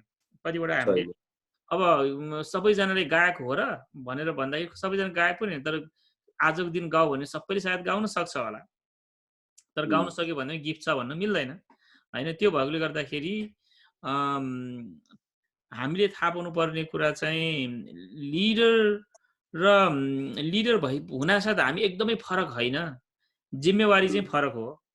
हामी आफूलाई मान्छेले, हाम्रो भेडाहरूले अथवा हामीले सेवा गरेका मान्छेहरूले हाम्रो बारेमा के सोच्छ थाहा छैन, तर हामी लिडरहरूमा चाहिँ कहिले पनि यस्तो मन आउनु हुँदैन कि हामी चाहिँ ठुलो हो भनेर होइन। अनि त्यसकारण हामीले लिडरसिपमा पहिला हामीले सिकेको कुरा यो पत्रुसकै पत्रबाट पनि हामीले हेरेका थियौँ, सङ्घी एल्डरहरू भनेर पत्रुस भन्छ नि त। पत्रुस धेरै ठुलो लिडर हो, उसको त छायामा पनि मान्छे निको हुन्थ्यो तर उसले पनि के भनेको छ मेरा सङ्गी एल्डरहरू भनेर सानो नयाँहरूलाई पनि उसले त्यसरी सम्बोधन गरेको छ। अनि त्यो भएकोले गर्दाखेरि हामी एउटा वास्तवमा मान्छे मात्रै हो, साधारण, तर परमेश्वरको अनुग्रहमा हामीले चाहिँ के जिम्मा पाएका छौँ त्यो मात्रै हो भनेर हामीले बुझ्नुपर्छ। र जिम्मा के गर्ने के नगर्ने भन्ने चाहिँ परमेश्वरले दिनुभएको वरदान अनुसार, कसैलाई शिक्षा दिने वरदान दिएको छ भने तपाईँ पास्टरै हुनुपर्छ भन्ने छैन। तपाईँले के छ, तपाईँमा शिक्षाको वरदान छ भनेदेखि प्रचार गर्ने वरदान छ भने गर्न सक्नुहुन्छ। तर वरदान चाहिँ छैन, पालो चाहिँ चाहियो भन्न चाहिँ हुँदैन होइन। हामी चाहिँ अब पालो, हाम्रो नेपालमा चाहिँ वरदान भन्दा पनि पालो चाहियो ऊ मात्रै हो र भनेर हामी चाहिँ त्यसमा जान्छौँ। इट्स नट अबाउट पालो। हामी चाहिँ अब कुनै पनि विश्वासीलाई केही पनि फाइदा हुँदैन, सबैलाई अब गाह्रो मात्र बनाएर हामीले पालो मात्र दिएको छ भनेदेखि त्यो त भएन। किनभने हामीलाई हाम्रो वरदान थाहा हुनुपर्छ होइन। अनि त वचन प्रचार गर्न पनि सिकाउन पनि पास्टर नै हुनुपर्छ भन्ने छैन। प्रभु भोज दिनलाई चाहिँ मण्डलीको नियम अनुसार अभिषेक गरेको हुनुपर्छ होइन। तर वचन दिनलाई सिकाउनलाई तपाईँलाई परमेश्वरले वरदान दिनुभएको छ भनेदेखि तपाईँले गर्न सक्नुहुन्छ। त्यसकारण म पास्टर नै हुनुपर्छ भनेर हामी त्यसमा गर्नु पर्दैन होइन। त्यही एउटा अर्डिनेसन, अभिषेक गर्ने कुराहरू, प्रभु भोजको कुराहरू त्यस्तोमा पास्टरले मात्र गर्ने, त्यो सानो कुरा हो, त्यो ठुलो कुरा होइन। तर सिकाउने प्रचार गर्ने कुरा चाहिँ के छ, परमेश्वरले तपाईँले वरदान दिनुभएको छ भने बिस्तारै तपाईँले गर्न सक्नुहुन्छ र परमेश्वरले चलाउनुहुन्छ। बिली ग्राहम के छ, उसले कहिले पनि आफूले पास्टर भनेन, तर ऊ चाहिँ के छ, पास्टरहरूको पास्टर भयो नि त होइन। प्रचारक भएर अर्डिन मिनिस्ट्री नगरिकन उसले सुसमाचारको मिनिस्ट्री लिएर जाँदाखेरि उसले चाहिँ आफ्नो सेवकालाई धेरै माथि पुर्याएको जस्तै हामी परमेश्वरकोमा दिनुभएको गिफ्टलाई हामीले चलाउँछौँ भनेदेखि चाहिँ हुन्छ। लामो गएछ, ल धन्यवाद तपाईँलाई। पास्टर मनोज, हजुर के कुराले चाहिँ आज झसङ्ग भयो त भन्ने कुरा तपाईँलाई लागि गर्नुभएको छ, त्यसमा त्यो पोइन्टमा म जान चाहन्छु। हजुर हजुर अघि म 4 नम्बर बुदालेको चाहिँ अर्को सालमा मैले कार्यान्वयन गर्ने भनेर मैले निर्णय गरेँ भनेर सुनाइसकेँ। हजुर र 2 नम्बर र 3 नम्बर बुदाले चाहिँ मलाई झसङ्ग बनायो। केमा भन्दा मण्डलीसँग प्रार्थना गर्नुहोस् भन्ने कुराले, हजुर मण्डलीसँग अतिरिक्त समय बिताउनुहोस् भन्ने कुराले। पहिला म गर्थेँ, अहिले अरू सहायक अगुवाहरू सबै उहाँहरू खटाउने भएपछि म चाहिँ मण्डलीबाट सँगै प्रार्थना गर्न चुकिरहेको रहेछ भन्ने कुरा मलाई एकदमै महसुस भइरह्यो। अनि मण्डलीसँग अतिरिक्त समय बिताउनुहोस् भन्ने कुरामा पनि म चुकिरहेको रहेछ, मैले पुलबिट मात्रै सम्हालिरहेको रहेछ भन्ने कुराले एकदमै छोयो। त्यो पनि म अब गर्छु। ल तपाईँ एकजना साह्रै के भन्छ एप्लिकेसन गर्ने पास्टर जस्तो लाग्यो मलाई होइन। म त यस्तो टच भएपछि त्यो चाहिँ कार्यान्वयन गरिहाल्ने हो। ल धेरै धन्यवाद। उहाँबाट हामी पनि सिकौँ। ल हुन्छ, धन्यवाद। अनि म चाहिँ पारिवारिक सङ्गतिमा आज अहिले फेरि जान लाग्यो। आज सबैलाई धन्यवाद। पास्टर पासङलाई पनि धन्यवाद, पास्टर सुरेन्द्र तपाईँलाई पनि धन्यवाद। हामी सियु मन्डे। पास्टर ड्यानियल चाहिँ हुनुहुन्छ के अरे क्वेसन? पास्टर ड्यानियल र तपाईँले हात सरी ल भन्नुहोस्। जय मसीह सबैजनालाई। जय मसीह। मेरो चाहिँ अलिकति इन्साइट जस्तै हो होइन। अघि जति पनि हामीले सुनिरहेका थियौँ, relationship between pastors and church मेम्बर्सको बारेमा। अनि पास्टर बाले भन्नुभएको अनि अरू पास्टरले भन्नुभएको कुरोहरू एकदमै राम्रो लाग्यो, जायज छ। अनि मैले चाहिँ त्यस जुनै पनि कुरोलाई दुई प्रकारले सोच्छु, किनभने जुनै पनि कुरोको चाहिँ नेगेटिभ पनि हुन्छ, पोजिटिभ पनि हुन्छ। जस्तो रिलेसनसिप बिट्विन चाहिँ अब पास्टर्स र लिडर्सको बारेमा चाहिँ हामीले चाहिँ अलिकति अब साथी बनिनुपर्छ, हामीले घुलमिल हुनुपर्छ। किनभने विश्वासीहरूलाई चाहिँ उहाँहरूको समस्याहरू राख्नको निम्ति चाहिँ हामीदेखि डर नहोस् भन्ने चाहिँ हाम्रो सोचाइ पनि हो। अनि यो पोजिटिभ कुरो भयो भने यसमा अलिकति मैले मेरो अनुभव अनि मैले देखेको कुरो चाहिँ के छ भने, जस्तो हामी एकदमै घुलमिल भएर हामीले सँगै हामीले विश्वासीसँग हिँड्दाखेरि चाहिँ म पनि हिँड्छु, म पनि भाइहरूसँग सबैसँग घुलमिलै गर्छु हरेक कुरोमा। तर मेरो अनुभव र अलिकति मैले अघि त्यो कुरोहरू शिक्षा पाइरहँदा चाहिँ मलाई अलिकति एउटा बिब्लिकल कुरो पनि के आएको छ भने चाहिँ कस्तो भने, जस्तो कति कुरोहरूमा चाहिँ अलिकति हामी धेरै घुलमिल भएको कारणले गर्दाखेरि अलिकति थेत्तर हुने पनि अथवा नपत्याउने पनि कति ठाउँमा चाहिँ हामी देख्छौँ। जस्तो एक्जाम्पलको लागि चाहिँ येशू ख्रिस्ट उहाँ बाइबलमा हामी देख्छौँ उहाँ आफै हुर्केको ठाउँमा गाउँमा चाहिँ उहाँले अचम्म काम पनि गर्न सक्नुभएको छ। कारण चाहिँ के भन्दाखेरि चाहिँ उहाँलाई चाहिँ त्यो मानिसहरूले अब येशू ख्रीष्टले अचम्म काम गर्न सक्नुहुन्छ भन्ने पनि थाहा थियो त्यो गाउँको मान्छेहरूलाई, सहरको मान्छेहरूलाई। तर पनि उहाँले त्यहाँनिर अरू ठाउँमा जति उहाँले प्रभावकारी रूपमा चाहिँ उहाँको सेवाकाई गर्नु भयो त्यति उहाँले त्यो आफ्नो ठाउँमा गर्नु सक्नु भएन भनेर बाइबलले जनाएको छ। अनि मेरो इन्साइट चाहिँ के भन्दाखेरि चाहिँ कारण चाहिँ के होला भन्दा चाहिँ सायद त्यो गाउँको मान्छेहरूले चाहिँ देखेको थियो सानैबाट येशू ख्रीष्ट हुर्किएको, अनि उहाँहरूलाई चाहिँ त्यो एउटा त्यस्तो छाप चाहिँ बसेको हुनसक्छ। त्यस कारणले गर्दा चाहिँ उहाँले जति अरू ठाउँमा उहाँले सेवाकाई गर्न सक्नुभयो त्यति उहाँले चाहिँ गर्न सक्नु पनि नभएको कुरोहरू हामी देख्छौँ। कतिचोटि हामीसँगै बसेर हामी अब नबस्नु घुलमिल नहुनु भनेको चाहिँ होइन, तर कतिचोटि हामीले अलिकति आफ्नो डिस्टेन्स पनि हामीले चाहिँ राख्नुपर्छ कि जस्तो मेरो अनुभव मात्रै हो। यो चाहिँ मैले विश्वासीहरूसँग चाहिँ घुलमेल हुनु हुँदैन भन्नु खोजेको होइन, म पनि हुन्छु, म झन् सबैभन्दा धेरै भइरहेको हुन्छु होइन, जुन राम्रो पक्ष हो। तर कतिचोटि चाहिँ त्यसले जस्तो इक्जाम्पलको लागि हामी एउटा कुनै पनि वचन चाहिँ मण्डलीमा बाँड्छौँ, त्यो वचन चाहिँ त्यति प्रभावकारी नहुन सक्छ जति अर्को व्यक्ति आएर त्यही वचन बोल्नु मण्डलीमा बोल्नुभयो भने त्यो चाहिँ धेरै विश्वासीले पनि रुचाउनुहुन्छ, मन पराउनुहुन्छ। अनि यसको कारण चाहिँ के होला, भित्री कारण के हुन सक्ला भन्ने एउटा जिज्ञासा पनि हो पास्टर। हुन्छ, धन्यवाद। हेल्दी डिस्टेन्स र हेल्दी रिलेसनसिप दुईटालाई मेन्टेन गर्नुपर्छ, यो राम्रो विचार हो। हामीले साथी हो अनि त्यो कुरा परमेश्वरमा पनि लागु हुन्छ। प्रभु येशू ख्रीष्टले हामीलाई म तिमीलाई मित्र हुँ भनेर भन्यो भने हामी उहाँले मित्र जस्तै जथाफै गजम गुजुम गर्न त मिलेन होइन। उहाँ हाम्रो परमेश्वर हुनुहुन्छ भने उहाँले हामीलाई मित्र हुँ भन्यो, तर हामीले उहाँलाई परमेश्वरलाई सम्झिनु पर्ने चाहिँ उहाँ हाम्रो परमेश्वर हुनुहुन्छ भन्ने कुरा हामीले त्यो मेन्टेन गर्नुपर्छ। अनि एउटा अब कतिपटक त्यो फ्यामिलियरिटी यो प्रभु येशू ख्रीष्टले पनि के भन्नुभएको थियो भनेदेखि अगमवक्ताहरूको चाहिँ आफ्नै टोलमा उसलाई आदर हुँदैन भनेर प्रभु येशूले पनि भन्नुभएको छ नि त एउटा होइन। उहाँलाई पनि उहाँको घरका मान्छे उहाँको भाइहरूले कसैले विश्वास गरेको थिएन। यो हामीले दिनका दिन बसिरहेको छ, कति ढिला उठ्छ कति के गर्छ भन्ने हो कि के हो थाहा छैन। कहिले त बिहान सबैले पनि उठ्नुहुन्छ, उहाँ खाँदै पिउँदै आउनुभयो भनेर भनेको छ होइन। त्यो अनुसार धेरै नजिक हुँदाखेरि के छ, हामीले मान्छेहरूलाई चाहिँ कतिपटक एकदम टेक फर ग्रान्टेडको रूपमा लिन्छौँ, जसले गर्दाखेरि हामीलाई अलिकति गाह्रो हुनसक्छ। अनि त्यो कन्टेक्स्टमा अब बाहिरको गेस्ट ल्याउँदाखेरि चाहिँ त्यही वचन राम्रोसँग सुन्ने, तपाईँले नजिकबाट भन्दाखेरि चाहिँ नसुन्ने हुने कारण चाहिँ सायद उसले त सुनिरहेको हो, सधैँ सुने हो भन्ने मलाई थाहा छ भन्ने त्यो फ्यामिलियरिटी किल्स भन्छ नि, त्यो पनि हुनसक्छ। तर त्यो भए पनि परमेश्वरले काम गर्ने हो भनेर हामी त्यसमा उ गर्नु पर्दैन। If you take yourself seriously they will take yourself seriously. हामी थाहा पाउनुपर्ने कुरा चाहिँ त्यो हो। अब मलाई सधैँ उनीहरूले सिरियसली लिँदैन मैले भनेको त्यो हाम्रो त्यसो सोच्नु हुँदैन एक नम्बरमा चाहिँ। किनभनेदेखि तपाईँले आफ्नो शिक्षालाई मैले चाहिँ एकदम सिरियस रूपमा लिएको छु भनेर तपाईँले त्यो गर्नु, त्यो सिरियसनेस के हुन्छ, कन्टेजियस हुन्छ, उनीहरूमा पनि जान्छ। त्यस कारणले गर्दाखेरि हो एकदम साथी भए पनि तपाईँ वचन दिने बेलामा you are a different person, you are not saying your word, it's God's word, परमेश्वरको वचन हो नि त यो। त्यस कारणले गर्दाखेरि